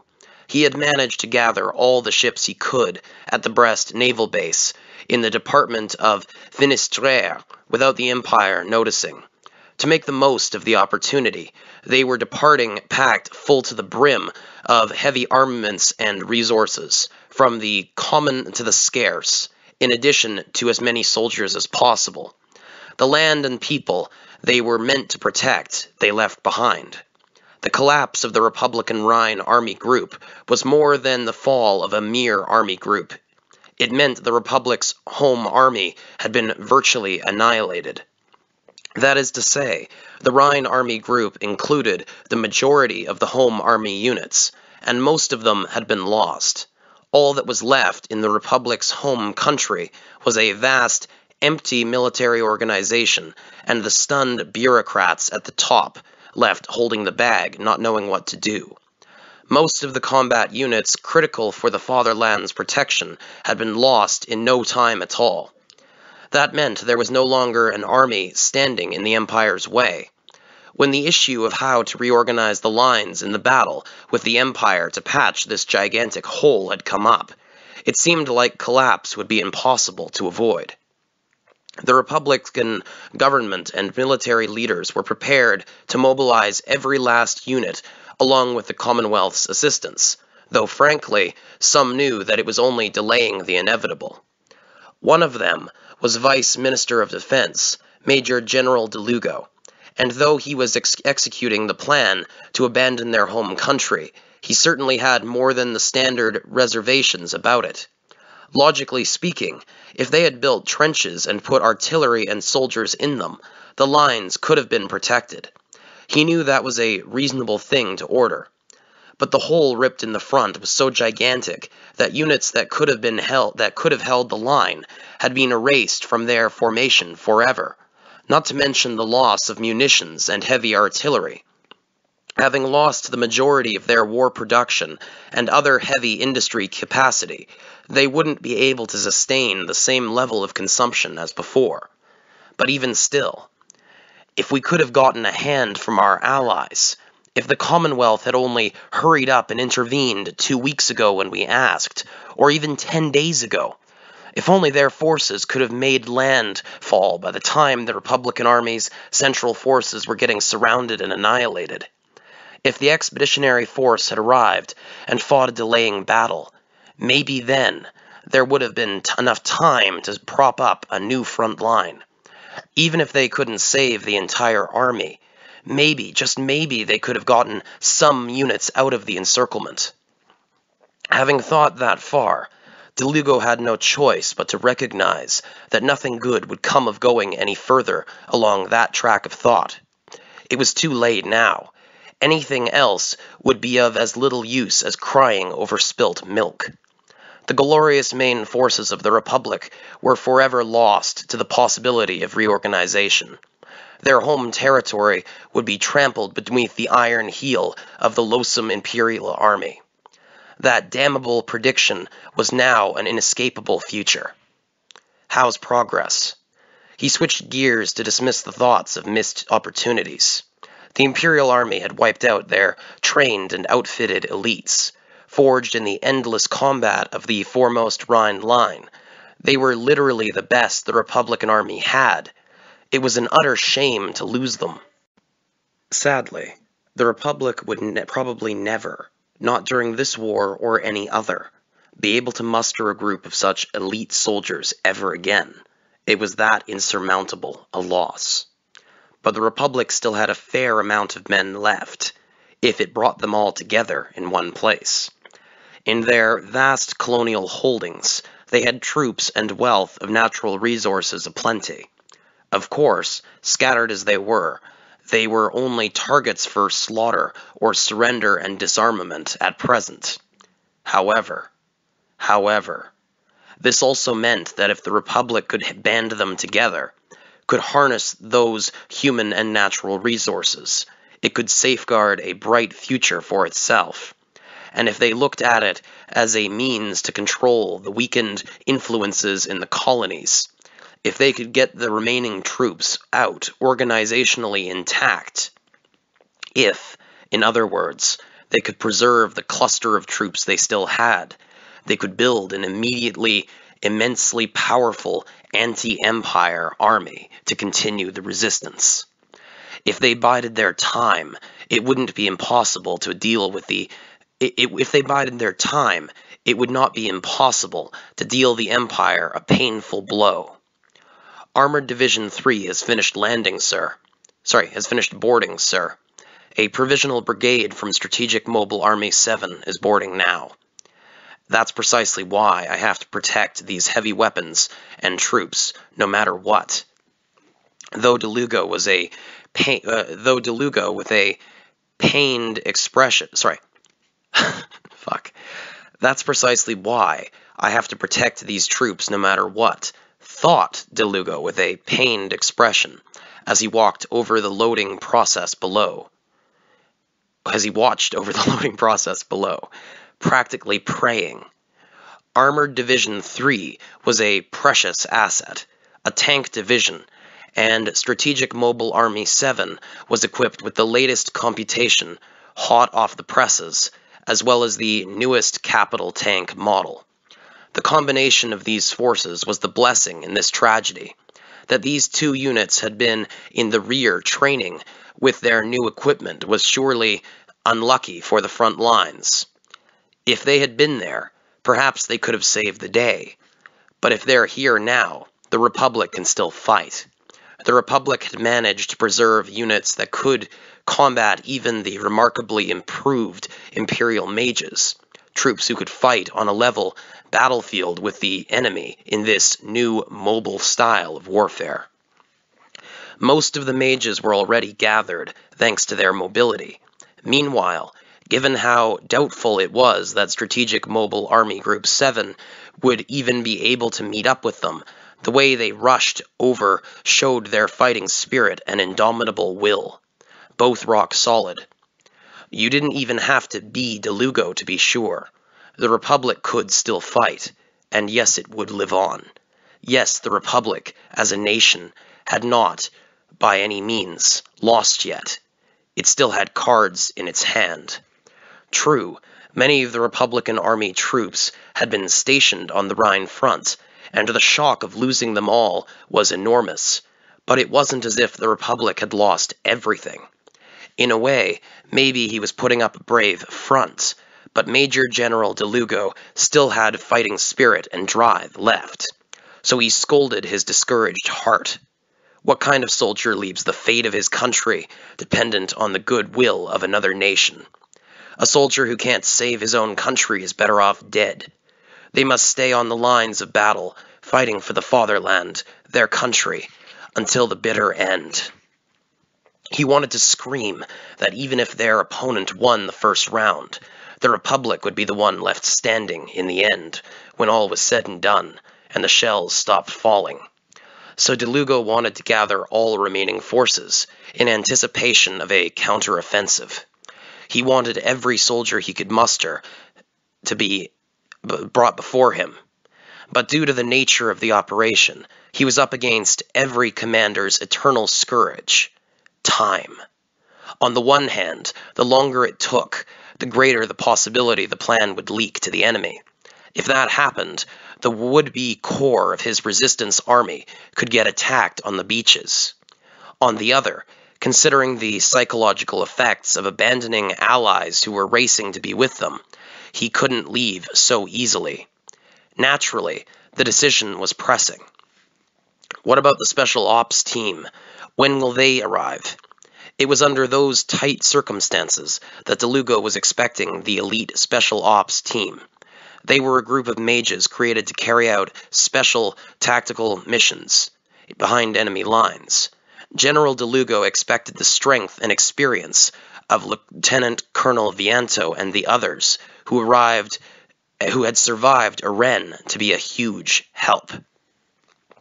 The general staff knew, too, that if those mages managed to join up with the others, the numbers of options they had would increase dramatically. But it was true that waiting posed a serious risk to the operation. Their estimated arrival is in about 10 hours, sir, since they're coming from Paris. However, it's possible they are being pursued. If they're being followed, worst-case scenario, Imperial troops realize we're here. If they know we're here, all of our work so far will have been for nothing. That was a fearsome possibility. Under their current circumstances, that would be unacceptable. Should we simply abandon them? Some of the staff, especially officers of the fleet, were of that opinion. We'll leave in 10 hours. Mages should be able to catch up to us over the water, right? For now, load as much as we can in that time. Understood, sir. But DeLugo decided to wait right up to the last second. He was making a dangerous gamble, pushing both cargo space and time to their breaking point. Yes, it was a huge risk, but those mages were a valuable asset he could ill afford to lose. If they could manage to accommodate them, it would absolutely boost the Resistance's firepower later on when it was needed. More importantly, what about the route? The latest check-in from Escort Fleet 2 says it's all green, and most crucial of all, luckily, the sea was still free of Imperial influence. The Imperial Navy was confident they had suppressed the Republican Navy, but that was just barely true under a limited set of circumstances. They still had enough muscle left to show the Empire that attacking head-on wasn't the only way a navy could do battle. Furthermore, the Imperial Navy, with their objective of putting a check on the Commonwealth and Republican navies, tended to fall into the fleet-in-being pattern of thinking. It was hard to imagine them coming out for a decisive battle. After all, with the Commonwealth's navy on his side, it was DeLugo and allies who would prevail. The Imperial military didn't seem to have much strategic flexibility available to them. Telegram from Independent Submarine Squad 14. No contact. The route is clear, sir. They were lucky that the Imperial Army hadn't caught on. There was no way ships full of supplies would be allowed to escape if they were detected. For now, at least, there was no sign of interference from the enemy. Given the way the Imperial troops did things, it could very well be a while before they realized what was going on. Of course, once the escape operation was underway, they would figure it out.